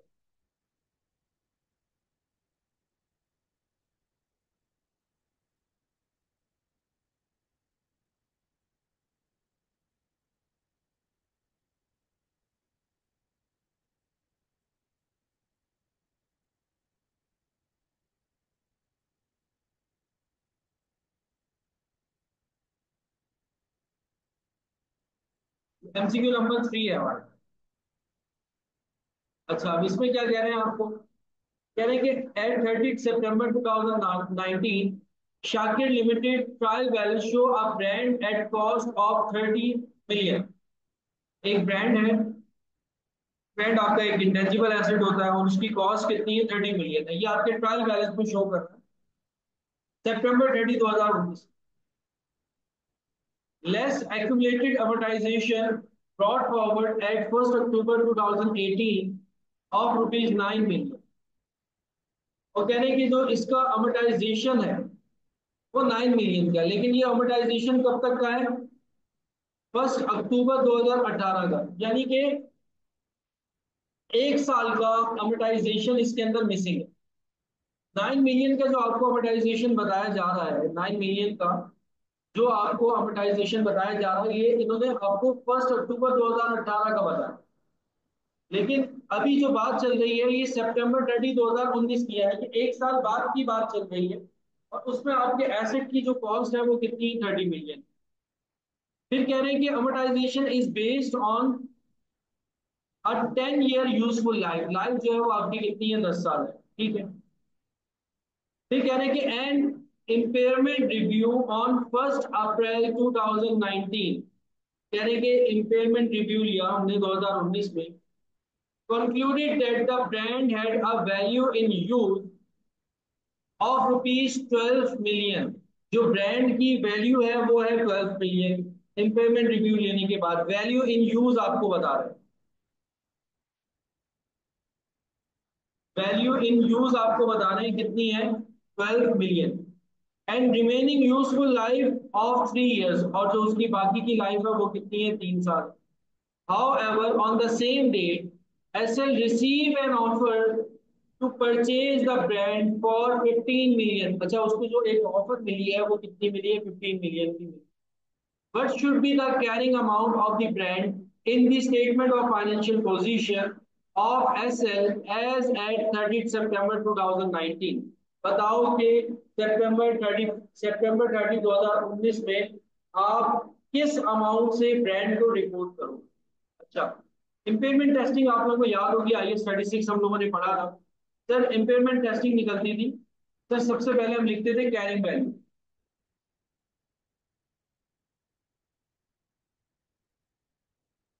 MCQ number 3। सर सबसे पहले लिखते थे सर हम कैरिंग वैल्यू।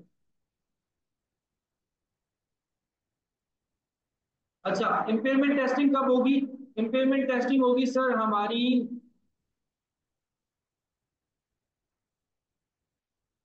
1 अप्रैल 2019 में। 1 अप्रैल 2019 में हमारी क्या होगी? इम्पेयरमेंट टेस्टिंग होगी। तो तब तक की आपको कैरिंग वैल्यू चाहिए, क्योंकि जब भी एसिड इम्पेयर करोगे तो उससे पहले तक की आपको कैरिंग वैल्यू चाहिए। कैरिंग वैल्यू कैसे आती है सर? कॉस्ट में से अगर हम डेप्रिसिएशन को क्या करते थे? माइनस। कॉस्ट सर हमारी 30 मिलियन है और डेप्रिसिएशन हमारा 9 मिलियन का है। लेकिन ये जो 9 मिलियन का डेप्रिसिएशन है, ये जो 9 मिलियन का डेप्रिसिएशन है सर, ये हमारा अक्टूबर 1 2018 तक है। और इम्पेयरमेंट आपकी कब हो रही है? 1 अप्रैल 2019 में। मतलब कि इसके अंदर बीच का जो डेप्रिसिएशन है वो मिसिंग है। कब से कब तक का डेप्रिसिएशन मिसिंग है सर? अक्टूबर, नवंबर, दिसंबर और फिर इसके बाद जनवरी, फरवरी, मार्च। तो 6 महीने का हमारा डेप्रिसिएशन इसके अंदर नहीं है, 6 मंथ्स का। ठीक है। तो अब अगर मैं इसकी कैरिंग वैल्यू निकालता हूँ, कॉस्ट हमारी है 30 मिलियन।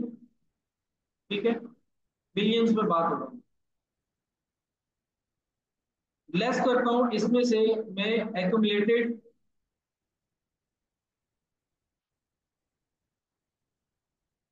अमोर्टाइजेशन। एक्यूमुलेटेड अमोर्टाइजेशन के लिए मुझे क्या करना पड़ेगा? डेप्रिसिएशन निकालना पड़ेगा। कब से कब तक का?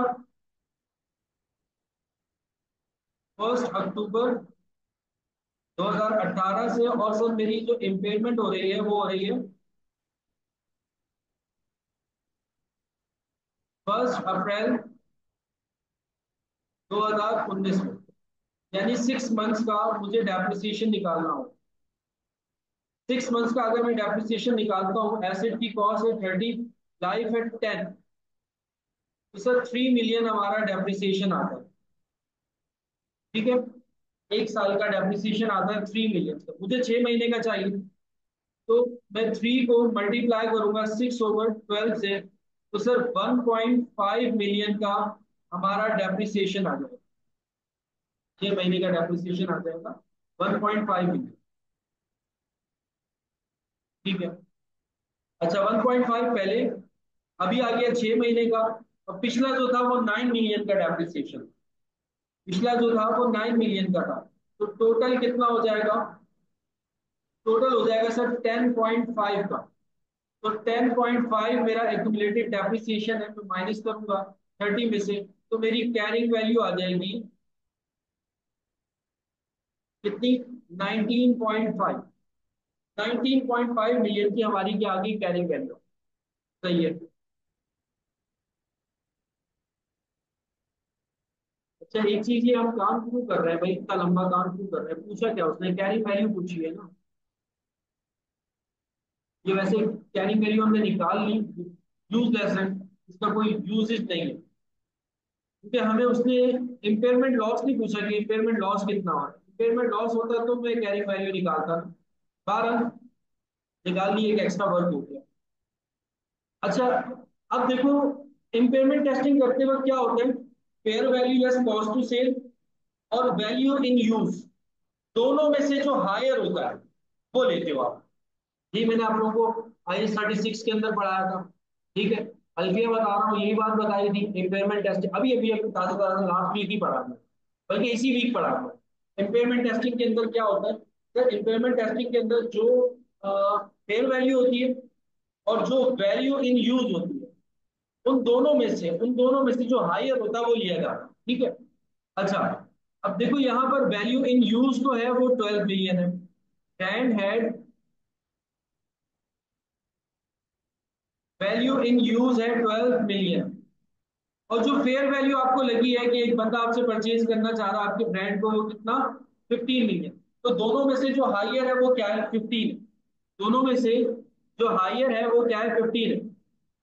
मतलब कि आपके एसेट की जो वैल्यू होगी या जो आपके एसेट की कॉस्ट होगी वो कितनी होगी, 15 मिलियन। ठीक है। और अब आपने कैरिंग वैल्यू रिपोर्ट करनी है कब तक की, September 30 2019 की। April 1 को आपके एसेट की कॉस्ट कितनी है,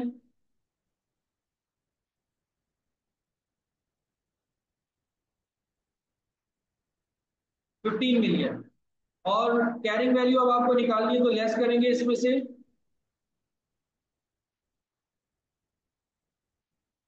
एक्यूमुलेटेड अमोर्टाइजेशन।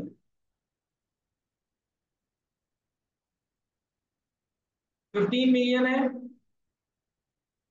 15 मिलियन को लाइफ इसकी रिमेनिंग कितनी रह गई थी, सर लाइफ इसकी रह गई थी remaining, remaining useful life is 3 years. इसकी जो लाइफ है वो कितनी है, 3 साल है। तो 15 मिलियन को आप डिवाइड करोगे 3 से, और 6 महीने का डेप्रिसिएशन आएगा या अमोर्टाइजेशन आएगा, मल्टीप्लाई बाय 6/12 कर दोगे। तो 15 को जरा 3 से करोगे तो कितना आएगा, 5 आएगा। 5 के यानी कि 2.5, 2.5 मिलियन। बिल्कुल सही बता रहे, 2.5 मिलियन का सर हमारा अमोर्टाइजेशन है। वो माइनस करेंगे तो सर हमारी जो कैरिंग वैल्यू आ जाएगी,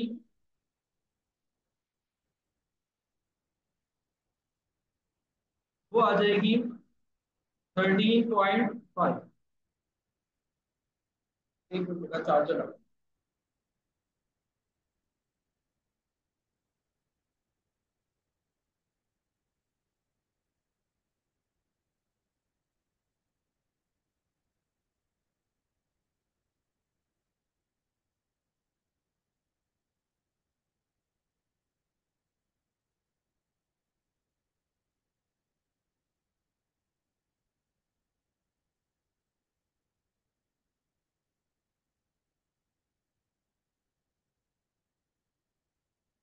12.5, सॉरी, 13.5 की 12.5।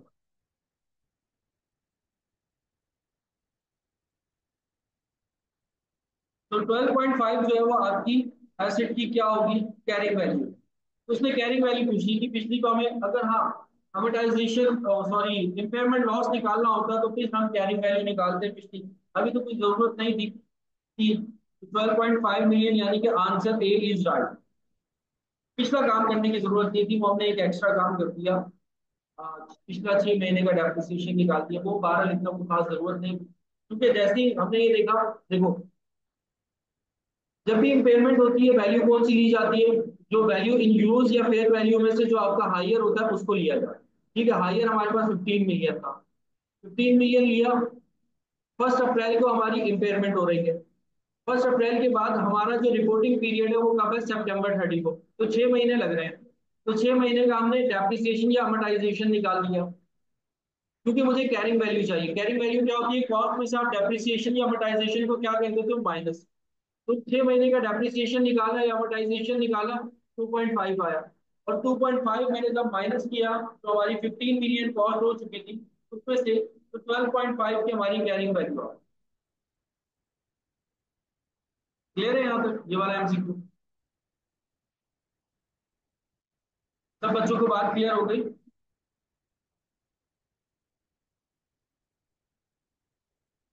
जो ऊपर की वर्किंग की है, ये मैंने एक एक्स्ट्रा कर दी क्योंकि ध्यान ही नहीं गया कि काम क्या करना। ठीक है, अब नेक्स्ट एमसीक्यू पे आ जाओ। एमसीक्यू नंबर 4 है।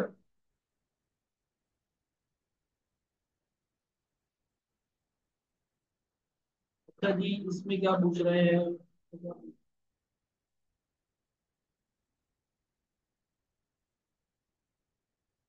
एमसीक्यू नंबर 4 में आप लोगों को समझा देता हूँ, करना आप लोग खुद ही, क्योंकि आसान से एमसीक्यू इतना मुश्किल नहीं है कि अब तक हम लोग प्रैक्टिस करके आ चुके हैं ऊपर।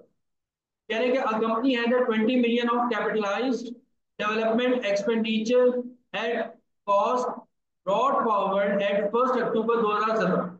वो कह रहे हैं कि 20 मिलियन पहले से ही ऑलरेडी क्या हो चुका था, कैपिटलाइज हो चुका था। ब्रॉड फॉरवर्ड चल रहा है वो आपके पास 1 अक्टूबर 2017 में आपके सामने आया। In respect of product currently in production and, अच्छा वो कह रहे हैं कि ये जो 20 मिलियन का आपका जो कैपिटलाइज आपने किया हुआ डेवलपमेंट एक्सपेंडिचर, ये प्रोडक्शन के अंदर है, मतलब कि अभी काम कर रहा है, वर्किंग में। वर्किंग में तो इसका मतलब क्या होगा, इसका अमोर्टाइजेशन भी होगा, इसका अमोर्टाइजेशन भी होगा, क्योंकि देखो उसने एक बात कर दी बड़ी जबरदस्त थी, जिसको मैंने पकड़ लिया। Respect of products currently in production, यानी कि वो प्रोडक्शन के अंदर है अभी, मतलब वो आपके लिए काम कर रहा है। तो ये 20 मिलियन का जो आपका एक्सपेंडिचर कैपिटलाइज हो चुका है, ये क्या होगा, ये क्या होगा, एडवर्टाइज होगा। फिर उसके बाद आगे क्या कह रहे हैं, and a new project began on the same date, कह रहे हैं कि इसी डेट को हमने एक नया प्रोजेक्ट जो है वो start. The research stage of a new project listed until 31 December 2017। Research phase जो था वो आपका कब तक का था,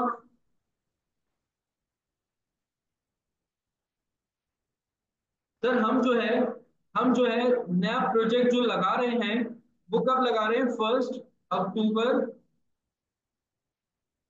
2017 में नया प्रोजेक्ट लगा हमारा, और दिसंबर 31 2017 तक इसका क्या था, रिसर्च फेज था। रिसर्च फेज था तो इसका मतलब ये तो पीएनएल में जाएगा।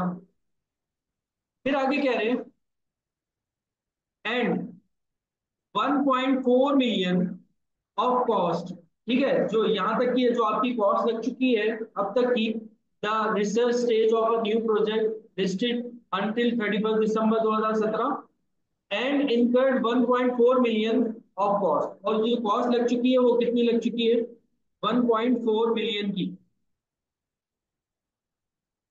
तो ये 1.4 मिलियन तो आपका कहाँ जाएगा, पीएनएल के अंदर।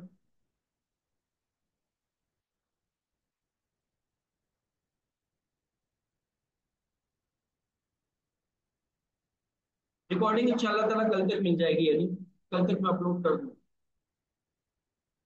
अच्छा, 1.4 मिलियन तो आपका कहाँ जाएगा, पीएनएल के अंदर। फिर उसके बाद कह रहे हैं, from that date the project incur development cost 8 lakh per month, यानी कि अब दिसंबर 2017 से ऑनवर्ड आप 8 लाख रुपए पर मंथ जो है वो क्या कर रहे हो, डेवलपमेंट कॉस्ट इनकर कर रहे हो, ठीक है। यानी कि अब आपकी जनवरी 1 2018 से क्या हो चुकी है, डेवलपमेंट कॉस्ट स्टार्ट हो चुकी है, और 8 लाख रुपए महीना। On 1 April 2018 directors become confident, directors की आंख कब खुली, 1 अप्रैल 2018 में जाकर डायरेक्टर्स की क्या हुई है, आंख खुली है कि भाई हाँ अब हम इस प्रोजेक्ट के लिए क्या है, कॉन्फिडेंट है। यानी कि कैपिटलाइजेशन पीरियड कब से स्टार्ट होगा, कैपिटलाइजेशन पीरियड कब से स्टार्ट होगा, 1 अप्रैल 2018 से स्टार्ट होगा। तो जनवरी 1 से डेवलपमेंट फेज में तो आ चुके हैं, लेकिन कैपिटलाइज नहीं करेंगे, क्योंकि डायरेक्टर्स की आंख कब खुल रही है, पिछले जितने भी एमसीक्यू है सब में हम ये पढ़ते आ रहे हैं कि डायरेक्टर्स की कब आंख खुल रही है, जब क्राइटेरिया मीट हो रहा है, वो 1 अप्रैल 2018 में मीट हो रहा है। अच्छा, फिर उसके बाद कह रहे हैं कि the project was still in development at 30 September 2018, project जो है वो आपका अभी भी डेवलपमेंट में ही है, यानी कि अभी भी वो कंप्लीट नहीं हुआ सितंबर 2018 तक। Capitalized development expenditure is amortized at 20% per annum using straight line method. जो मेथड यूज हो रहा है वो स्ट्रेट लाइन हो रहा है, और 20% जो है उसके ऊपर लगेगा। But will be the charge to profit और loss for the year ended September 30 2018। वो कह रहे हैं कि आप बताओ कि कितना statement of profit and loss के अंदर चार्ज करो। अब सुनो जरा,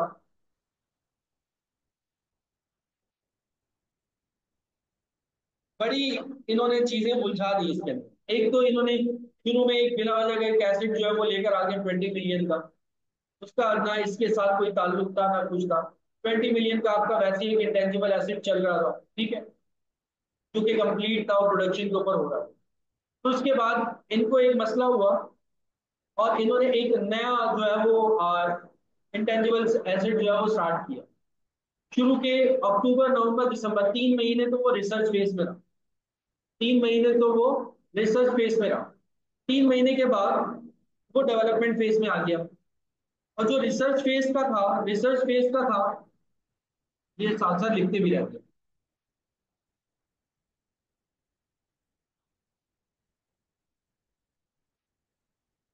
एमसीक्यू नंबर 4। ठीक है। अच्छा जी, रिसर्च वाली रिसर्च कॉस्ट आपकी कितनी है? सर 1.4 मिलियन है। ये तो सब बच्चों को पता है, 1.4 मिलियन है। और इस रिसर्च कॉस्ट आपकी कब तक की थी? दिसंबर 31 तक की। दिसंबर 31 को आपकी डेवलपमेंट कॉस्ट स्टार्ट हो गई, लेकिन अब डायरेक्टर आपके सोए पड़े हुए थे। डायरेक्टर्स की आंख कब खुली? डायरेक्टर्स की आंख खुली है कब? अप्रैल की 1 तो इससे पहले पहले वाला जितना भी डेवलपमेंट का एक्सपेंडिचर था वो भी कहाँ चार्ज होगा? पीएनएल के अंदर चार्ज होगा। ऐसा ही है। तो कितना? जनवरी, फरवरी और मार्च, 3 महीने का।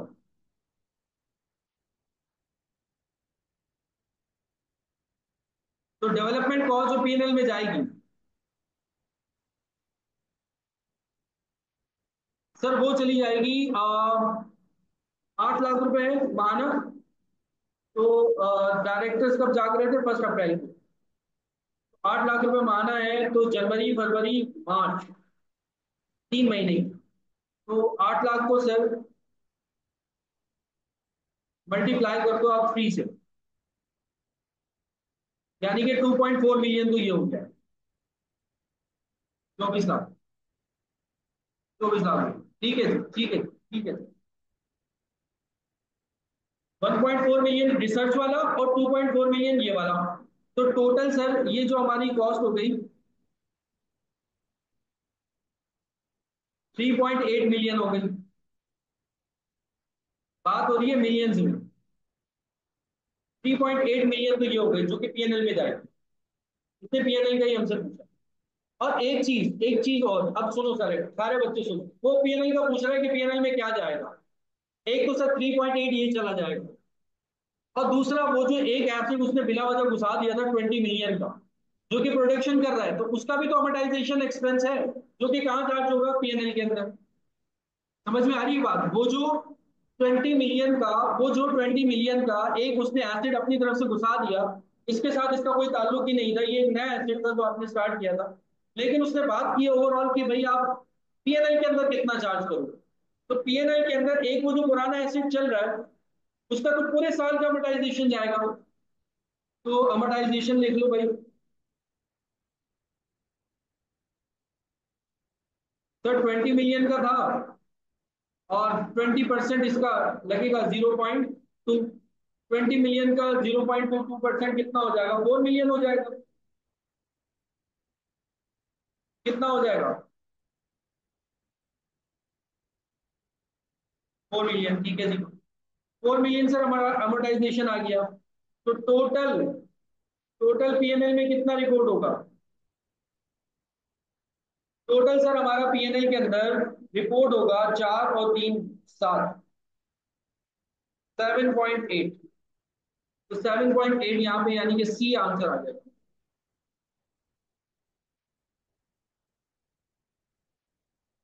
Clear?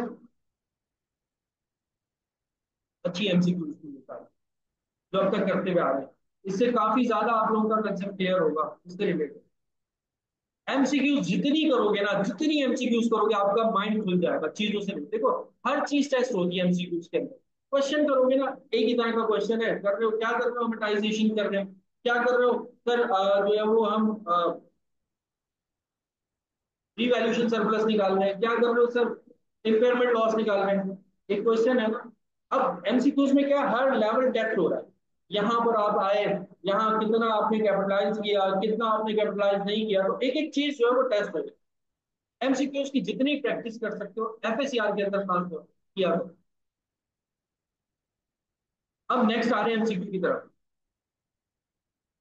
During the year to 31 December 2018, Files Limited incurred rupees 2 lakh of development cost for a new product।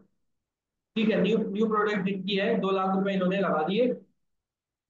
In addition FL spent 60,000 on 1 January 2018 on machinery specifically used to help development the new product and rupees 40,000 on building the brand identity। अच्छा, वो कह रहे हैं कि 2 लाख रुपए आपने जो है वो लगाए हैं डेवलपमेंट की मद में, December 31 2018। दूसरा वो आपको कह रहे हैं कि आपने 60,000 की एक मशीनरी जो है वो खरीदी है, ठीक है। FL spent rupees 60,000 on 1 January 2018 on machinery specifically used to help develop the new product. ये जो आपने नई प्रोडक्ट जो है वो डेवलप कर रहे हो, इसके लिए इसके लिए इसके लिए आपने एक नई मशीनरी जो है वो खरीदी है जिसकी कॉस्ट कितनी है, 60,000, तो इसके लिए ही काम कर रही है। अच्छा जी, फिर उसके बाद वो कह रहे हैं कि 40,000 रुपये आपने और भी लगाए हैं ताकि आपकी ब्रांड की डेवलपमेंट हो सके, ब्रांड की डेवलपमेंट हो सके। फिर कह रहे हैं कि commercial production is expected to start during 2019। अच्छा, आप ये स्टार्ट कर रहे हो कि आपकी जो प्रोडक्शन स्टार्ट होगी वो 2019 में जाकर स्टार्ट होगी। अभी जो चल रहा है December 31 2018 चल रहा है, तो आपकी डेवलपमेंट फेज कंप्लीट हो जाएगा तो स्टार्ट करना स्टार्ट करोगे कब, 2019 में। The machinery is expected to last 4 years with no residual value, ठीक है। अभी ये जो आपने 60,000 की मशीनरी ली है ना, इसकी डेवलपमेंट के लिए, इसकी जो लाइफ है वो कितनी है, 4 साल। What value should be included within intangible asset in respect of the above in financial statement of financial position as at 31 December 2018। बताओ कि December 31 2018 में आप कौन सी वैल्यू लेकर जाओगे। देखो मेरे बच्चे सुनो, अब एक और चीज सुनो, ये बड़ी इंपॉर्टेंट, ये एमसीक्यू जानबूझ के रखी थी। अब फाइनेंशियल स्टेटमेंट का पूछ रहा है कि क्या लेके जाओगे फाइनेंशियल। एक तो सर जो डेवलपमेंट कॉस्ट ऊपर उसने 2 लाख बता दिया वो लेके जाएंगे। एक सर जो इसने बीच में 40,000 का एक्सपेंस किया है ताकि इससे आपकी ब्रांड की आइडेंटिटी हो, इसको क्या आप अपनी डेवलपमेंट कॉस्ट के अंदर ऐड करोगे, नहीं, इसको नहीं करोगे। ये आपका जाएगा प्रॉफिट एंड लॉस स्टेटमेंट के अंदर सीधा सीधा। जी बता रहा हूं। 2018 में आपने डेवलपमेंट एक्सपेंडिचर किया 2 लाख का। आप एक कोई प्रोडक्ट जो है वो बना रहे हो, ठीक है, और उस प्रोडक्ट को बनाने के लिए आपने डेवलपमेंट एक्सपेंडिचर कर दिया कितना, 2 लाख का। फिर उसके बाद उन्होंने आगे आपको ये बताया कि वो प्रोडक्ट जो आप बना रहे हो, जो इंटेंजिबल एसेट आप बना रहे हो, उसके लिए आप एक मशीनरी खरीद कर लेकर आए हो, कितने की, 60,000 की। अब वो मशीनरी काम कर रही है सिर्फ और सिर्फ किसके लिए, इस प्रोडक्ट को बनाने के लिए, ताकि आपका जो इंटेंजिबल एसेट है वो कंप्लीट हो सके। और वो जो मशीनरी खरीद के लाए हो 60,000 की, उसकी जो कॉस्ट है और उसकी जो लाइफ है वो कितनी है, 4 साल। फिर उसके बाद आगे वो आपको बता रहे हैं कि आपने 40,000 रुपये अपनी ब्रांड आइडेंटिटी के लिए भी एक्सपेंस किए, खर्चा खर्चा किया है, 40,000। और फिर उसके बाद वो आपको बता रहे हैं कि बताओ 2018 की फाइनेंशियल स्टेटमेंट के अंदर क्या रिपोर्ट।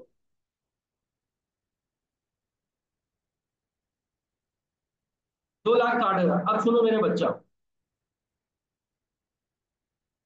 जिधर ने काफी हद तक बात बिल्कुल सही की है। देखो मेरा बेटा, एक तो पहली बात तो ये है, सारे बच्चे बेटा गौर से सुनना, सारे बच्चे गौर से सुनना।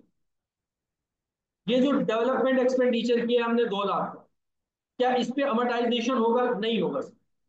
उसका रीजन ये, अमोर्टाइजेशन तब होता है जब हमारा एसेट कंप्लीट हो जाए। हमारा एसेट जो कंप्लीट होगा वो 2019 में जाके कंप्लीट होगा।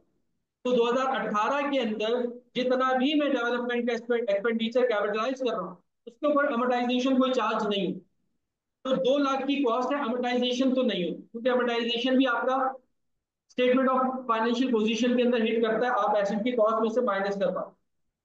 तो अमोर्टाइजेशन तो नहीं होगा, यहां से तो हम निकल गए। एक जो आपने 40,000 में एक्सपेंडिचर की है ना ब्रांड की डेवलपमेंट के लिए, ये भी आप इग्नोर करोगे, इसको भी नहीं लेके जाओगे।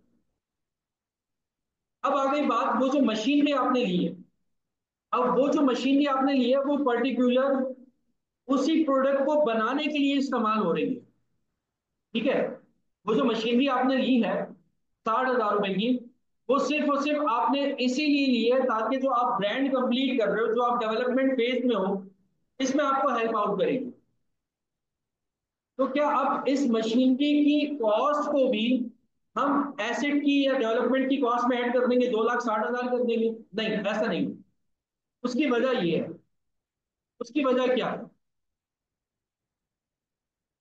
2,15,000 तक तो सही पहुंचा है कोई जो पहुंचा है, उसकी वजह ये 2,60,000 नहीं।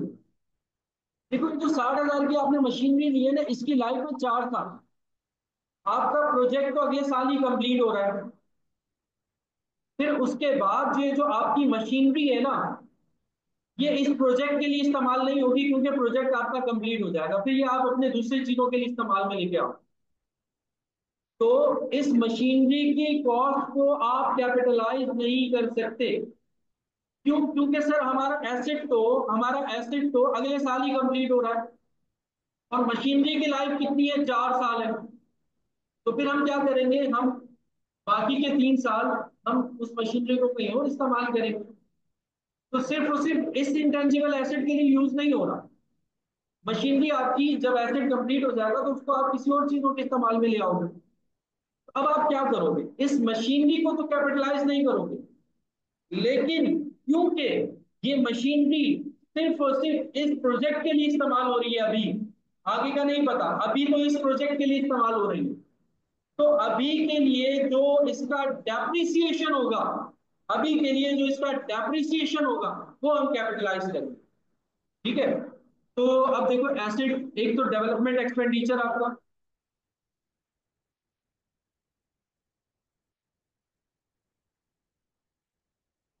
वो है आपका 2 लाख। एक आपका डेप्रिसिएशन, ये जो आपने मशीनरी ली है, इसको पूरा क्यों नहीं लेके जा रहा है? क्योंकि सर इसकी लाइफ 4 साल है, प्रोजेक्ट अगले साल कंप्लीट हो जाएगा, मशीनरी को मैं बेच दूंगा या मशीनरी को मैं कहीं और इस्तेमाल करूंगा, तो पूरी की पूरी कॉस्ट तो मैं इसके अंदर कैपिटलाइज नहीं कर सकता। हाँ, जब तक ये एसेट कंप्लीट नहीं हो जाता, तब तक हमारी मशीनरी इसी के लिए ही इस्तेमाल हो रही है। तो इस मशीनरी का जितना भी डेप्रिसिएशन होगा, ये मैं कैपिटलाइज करूँ। तो सर डेप्रिसिएशन मशीनरी की कॉस्ट कितनी है? मशीनरी की कॉस्ट है सर हमारी 60,000। डिवाइड करवा दो इसको, डिवाइड करवा दो, लाइफ है इसकी 4 साल, लाइफ है इसकी 4 साल। ठीक है, तो ये 60,000 को करोगे 4 से, तो ये आ जाएगा 15,000। तो इसमें ऐड करेंगे डेप्रिसिएशन ऑफ मशीनरी,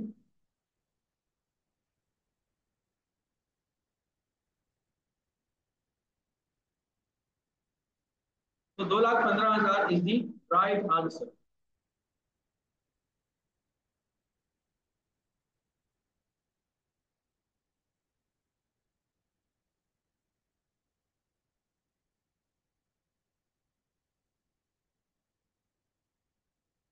अच्छा जी, ये हो गया। अब चलते हैं हम नेक्स्ट एमसीक्यूज की तरफ।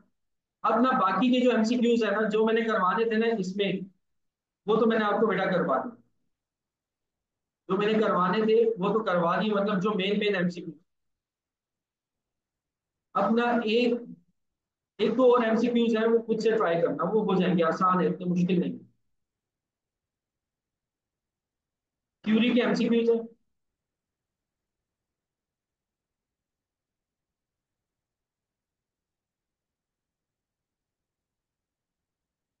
जैसे कि नेक्स्ट एमसीक्यू जो है वो कह रहे हैं कि which of the following item should be recognised as an intangible asset.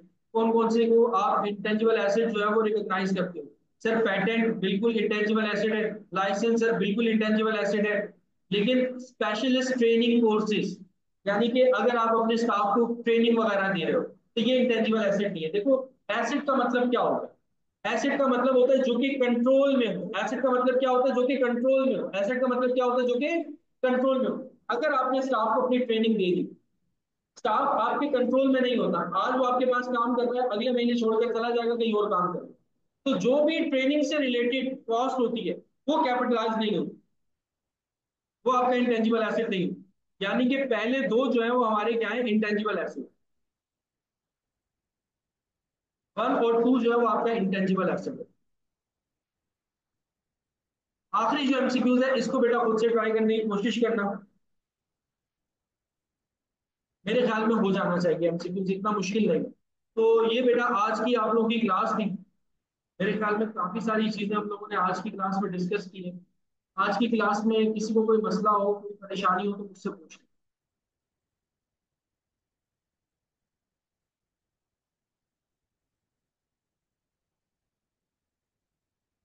IS 38 आप लोगों ने इससे पहले भी पढ़ा हो और आज भी पढ़ा है।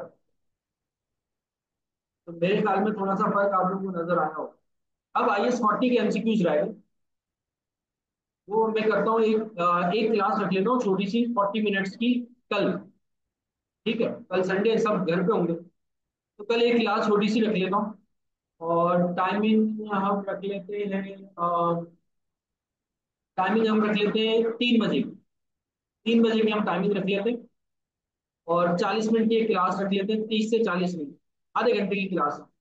उसमें IS 40 हमारा नहीं करना, IS 40 के एमसीक्यूज हो गए। ठीक है, 3 बजे, कल 3 बजे इंशाल्लाह ताला हम IS 40 कर लेंगे, ताकि इस वीक में ये निपट जाए चारों।